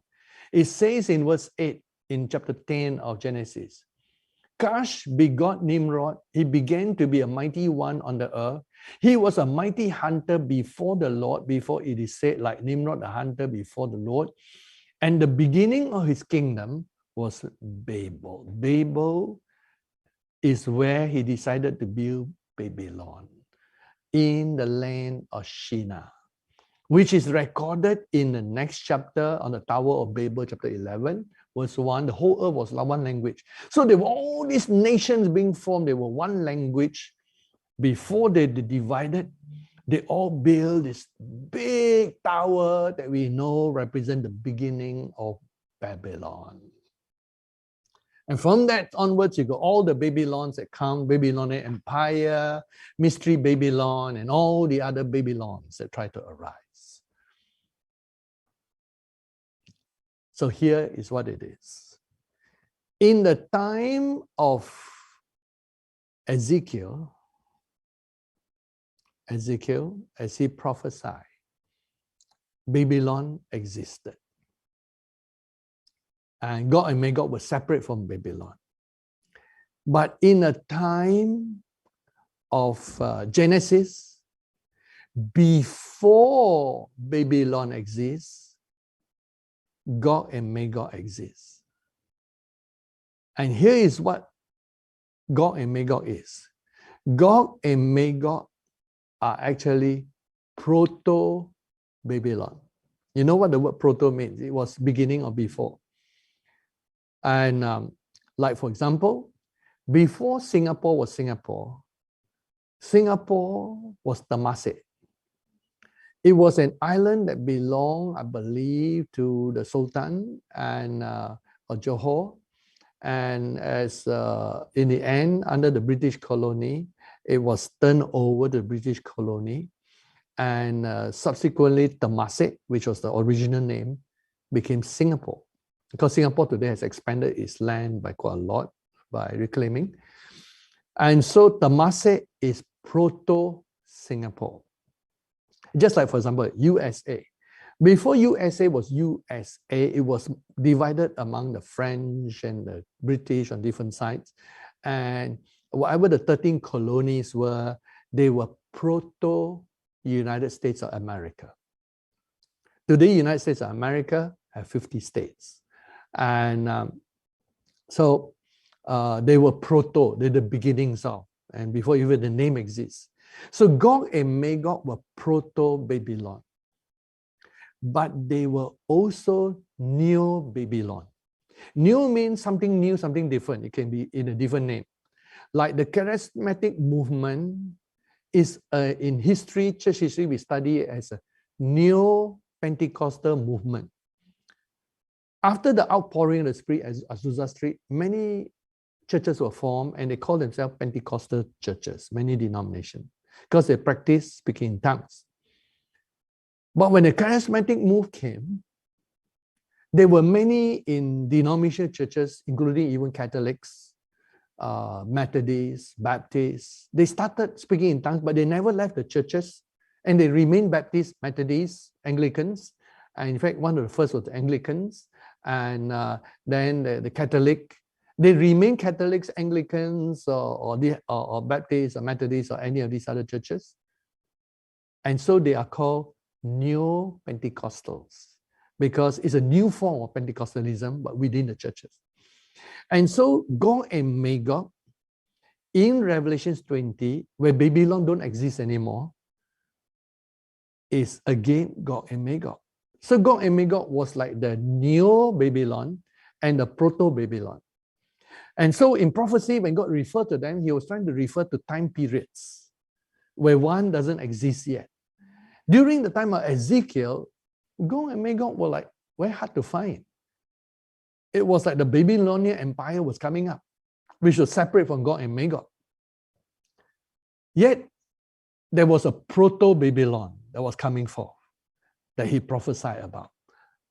And then became the Neo-Babylon. But they all related to Babylon. So the mystery of Gog and Magog, why God used those names, is because Babylon, in a sense, does not exist. And indeed, in a 7-year tribulation, the whole earth is united under Satan in the end. There was no Babylonian Empire. But there is a spiritual type of Babylon, of which Satan ruled and he used Jerusalem as the capital. So Jerusalem, in a sense, became Babylon, the capital of the Antichrist. And so that's an interesting thing. And all the horns of the mystery Babylon all point that they have something to do with Jerusalem, because Jerusalem was a key battle spiritually and a physical type that was taking place. And so all these are good. We have managed to unite post-millennium with the pre-millennial 7 years. We also have scriptures like Genesis chapter 6 of when pre-Noah, in the pre-Noah time, when God was about to judge the earth, in pre-Noah's time, it says in verse 1, now it came to pass when men began to multiply on the face of the earth, and daughters were born to them, that the sons of God saw the daughters of men, that they were beautiful, and they took wives for themselves of all whom they choose. And then the Lord mentioned the judgment in verse 3, my spirit shall not strive with men forever, for he is indeed flesh, yet his days shall be 120 years. That is the first time when judgment is foretold to the ark. Give them 120 years more before the final judgment in Noah's time. There were giants on the earth in those days and also afterward. Do you notice the word and also afterward? Now, that word also afterward means a quantum time. Because if all the giants were destroyed, how did they slip in? We know there were two slip-ins.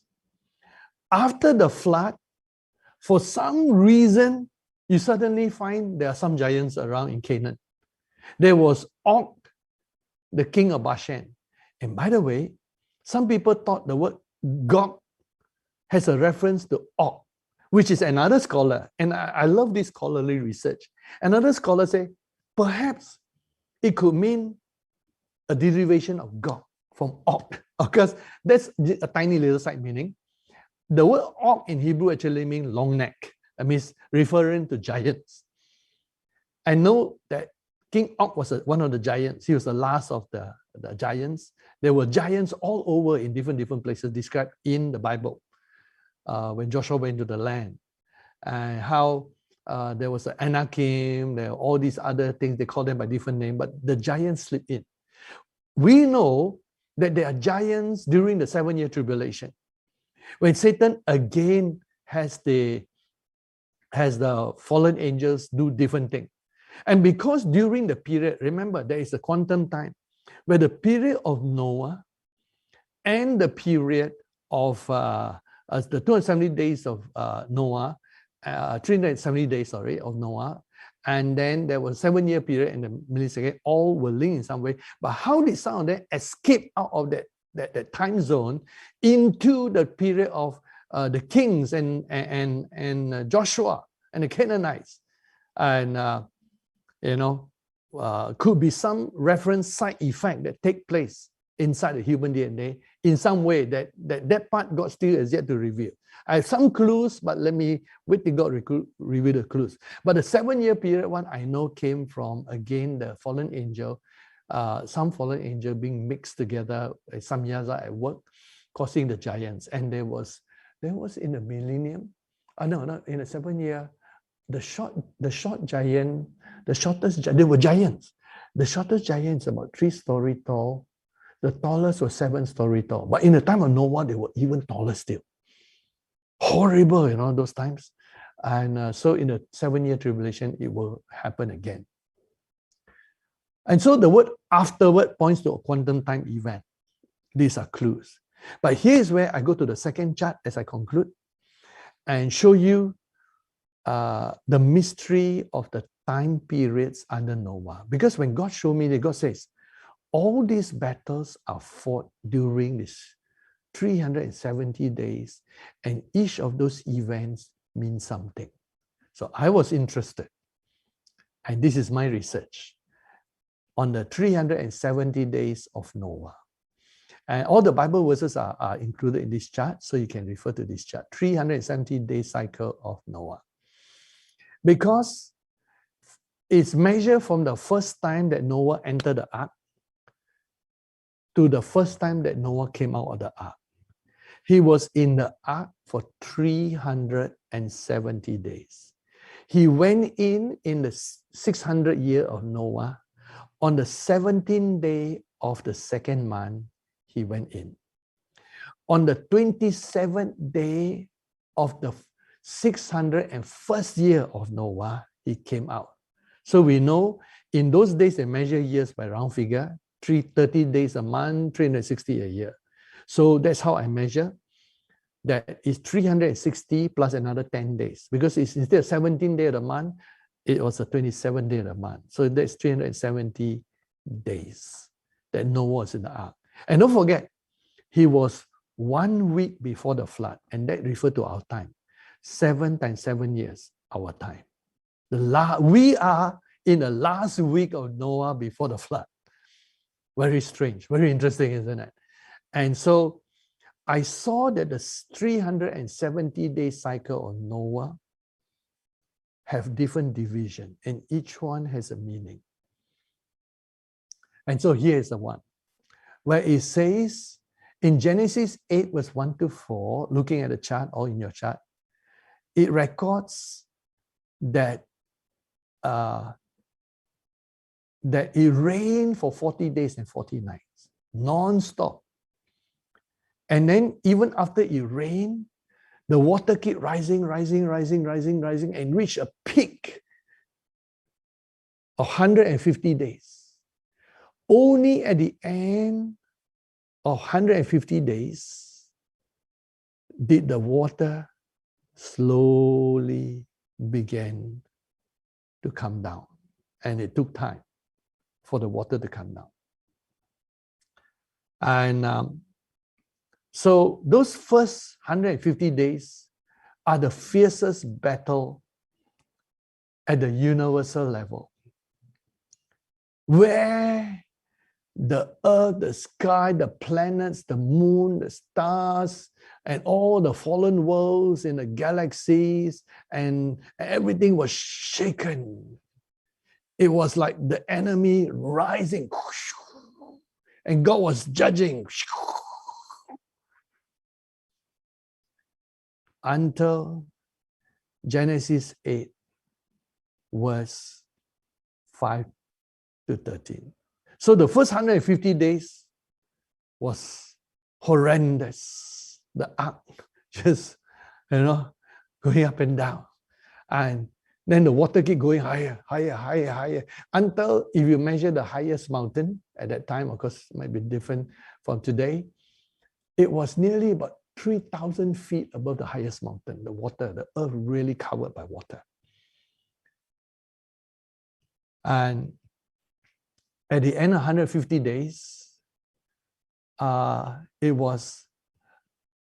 then you begin on the first day of the 10th month. First day of the 10th month, the top of the mountains were visible. So I counted from the 150 days, which was Noah went in on the 17th day of the second month of the 600th year. In the 7th month, which was 5 months later, which was on the 17th day of the 7th month, which was exactly 5 months, the waters was rising under that high. Then from the 150 days onwards, the water started coming down. Until the first day of the 10th month. So if you count from the 17th day of the 7th month to the 10th day, to the 17th day of the 10th month, it will actually be 3 months. But then it's not the 17th day, it was the end it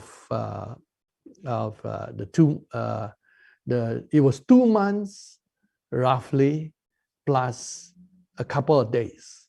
And and there were 17 days, remember?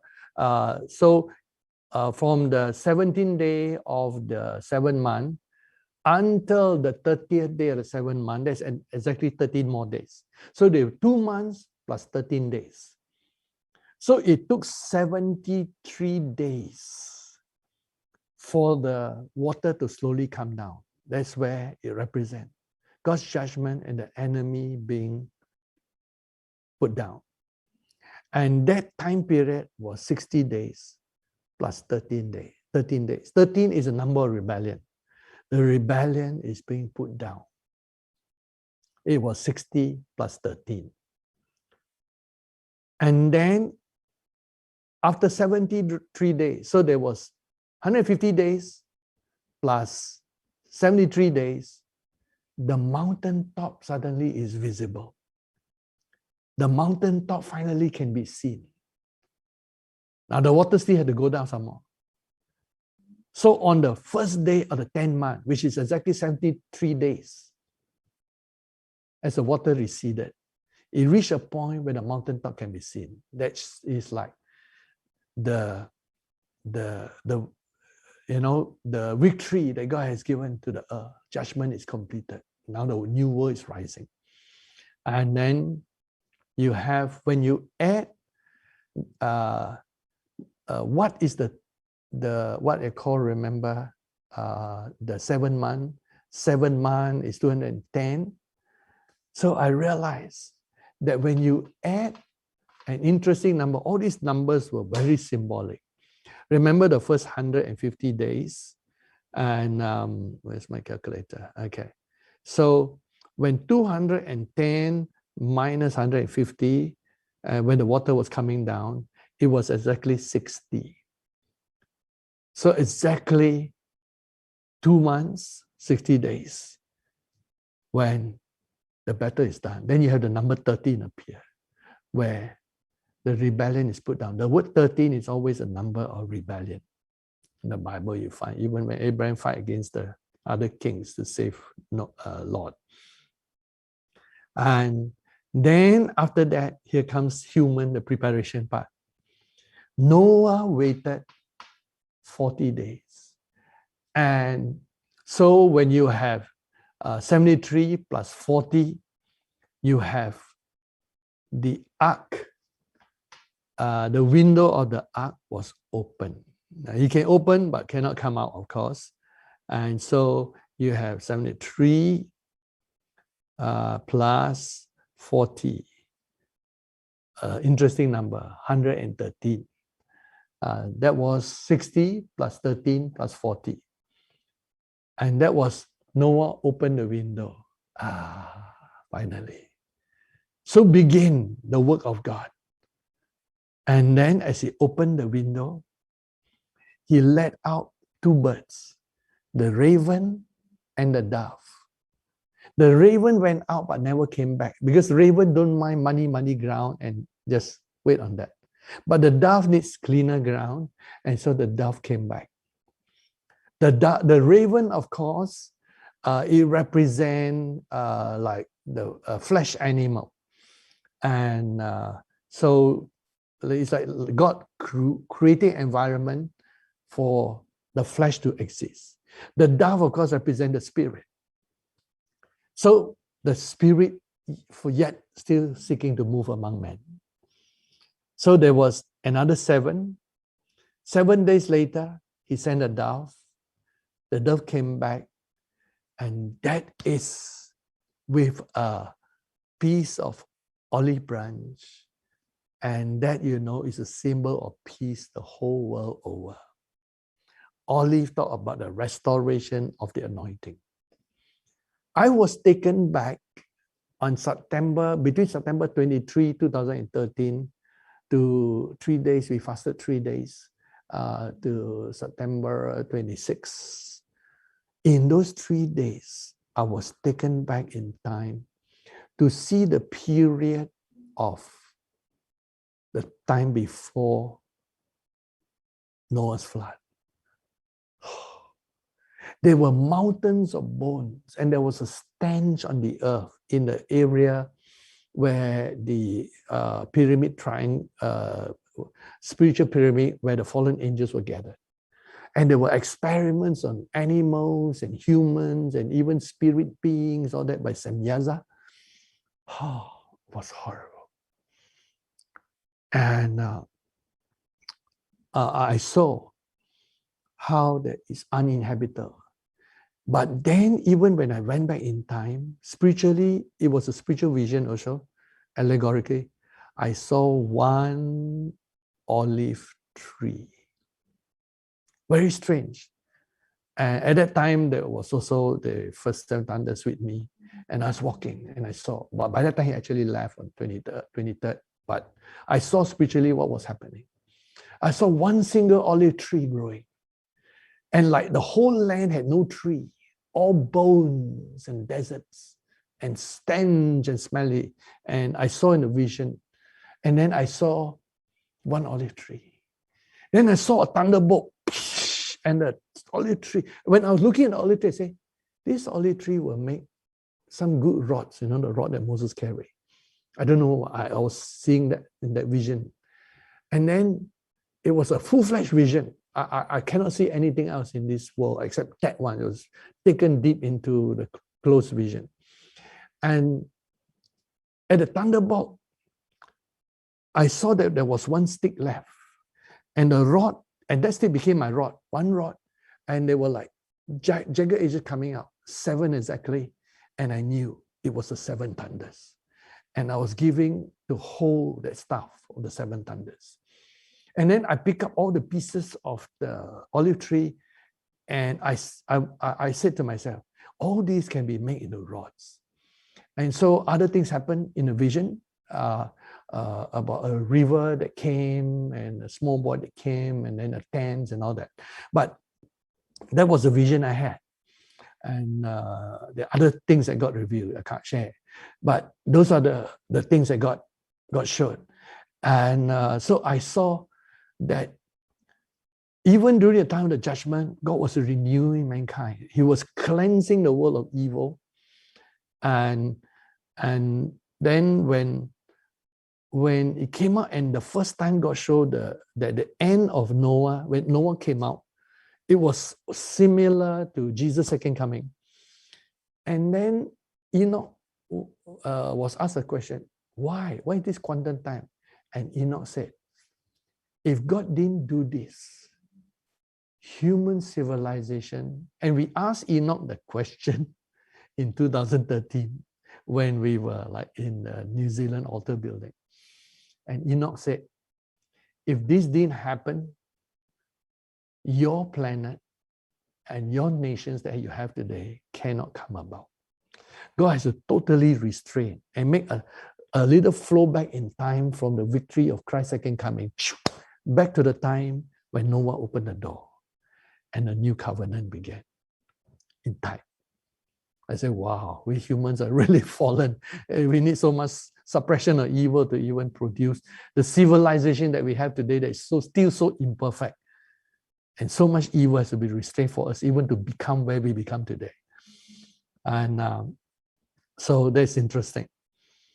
But those are represented here in type by the 60 plus 13 plus 40 days that Noah waited from the time of the mountain being visible to the time he sent out the raven when he opened the window, and the dove. And when the dove came back with an olive branch, it was the beginning of the 7 spirits working in our life. And God began to bring peace on the earth. Just like when Jesus came, what was the announcement? Peace on earth and goodwill to man. So it was the same, like at the end of the 370 days. And of course, after Jesus came, peace on earth and goodwill to man, human beings had gone to 2 world wars and many, many horrible things, correct? So, but we know in spiritual type, something was released from the time Jesus came in first coming. to the end, when Jesus himself brings peace. So the same, that's what the dove represents. When after 14 days, 14 is a new chapter, 7 plus 7, when he sent out the dove the second time, the dove never came back, because the dove now has a place. And so that was another period which I did by a scroll.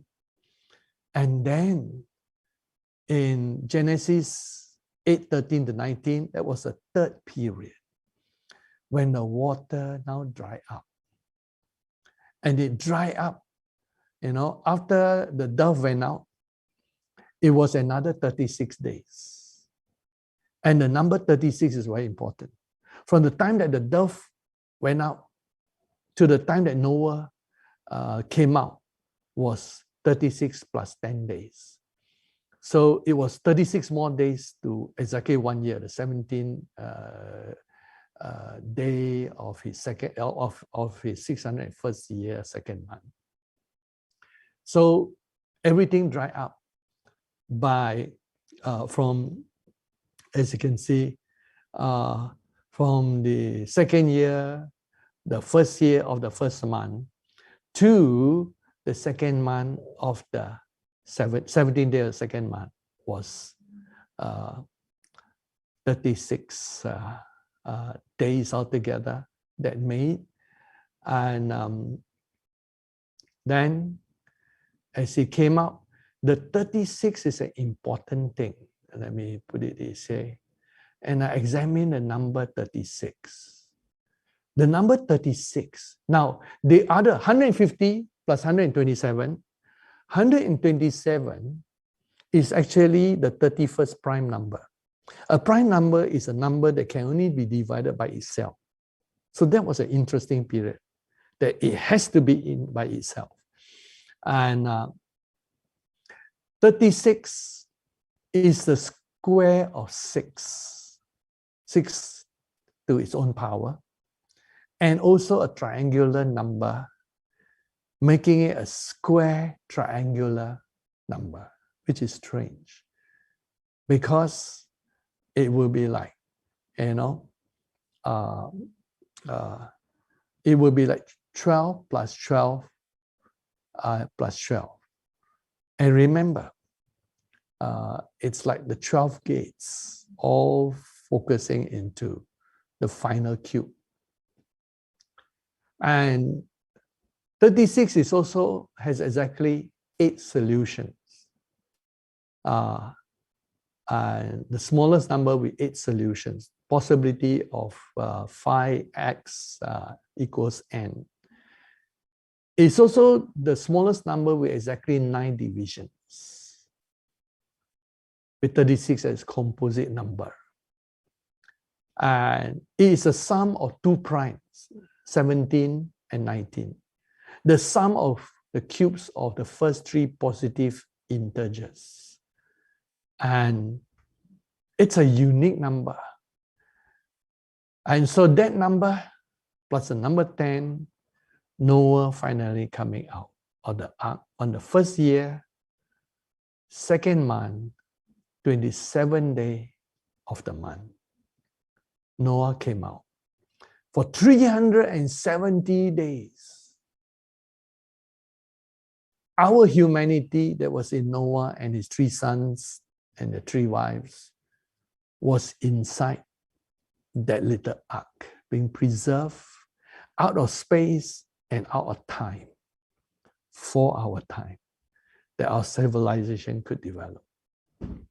What a wonderful thing. So during the 370 days, there were curves, things that took place. And all the battle of Armageddon, the battle of Gog and Magog, was completed in that time.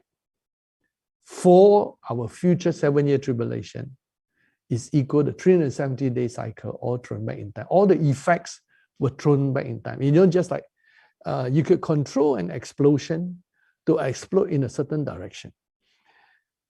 A rocket is actually an explosive force. But by making it like a cone and explosive fire combustion, all the force of the explosion is pushed downwards and the rocket goes upward. So in quantum time, God pushed all the explosive parts that can destroy the whole planet backwards in time towards the 370 days of Noah. That all the universal galactic turmoil that you see happening, pushed back in time, the major effect of it, so that the earth still is there when Jesus can land on it. And so milliseconds in a millennium, push back in time. And in the 7 year, the majority push back towards the time of Noah. And most of the cosmic events that rock the earth, that would have, under normal circumstances, scattered the earth into bits and pieces of powder, was pushed back in time towards Noah's 370 days. Oh, what a beautiful thing God has done. Let's pray. Father, we pray that we will understand your goodness and mercy. We pray that you, the Lord of Lords, the King of Kings, would come again. And we come with you. Father, we pray and thank you that you have kept the battle of Armageddon and the battle of Gog and Magog in only one space and one quantum time, so that the world can survive. Great are your mysteries, and great are your works. We thank you that in quantum time we can receive the powers of New Jerusalem and the trees of the leaves of life, tree of life, can be experienced today, so that we who eat it are healed and will never die again. And we thank you they are for the healing of the nations. Because in the New Jerusalem, there is no healing that is needed, but it's in our time. Thank you that in quantum time, you allow the powers of the age to come to us. And part of the glorious light that comes from the mouth of Jesus when he lay is shining into us and shining in our spirit, shining in our soul, shining in our body, transforming us to be a new species of humans, spirit, soul, and body. Thank you for that. And all the blessings of quantum time that we also receive. Thank you for what we are about to see and witness on this planet Earth. At first, we thought it was just a revival with masses of people being evangelized, and then we go back home. Now we realize it is the fullness of the glory of Christ in the church. The fullness of the church becoming the true third temple. And the fullness of your glory being placed in us permanently. Because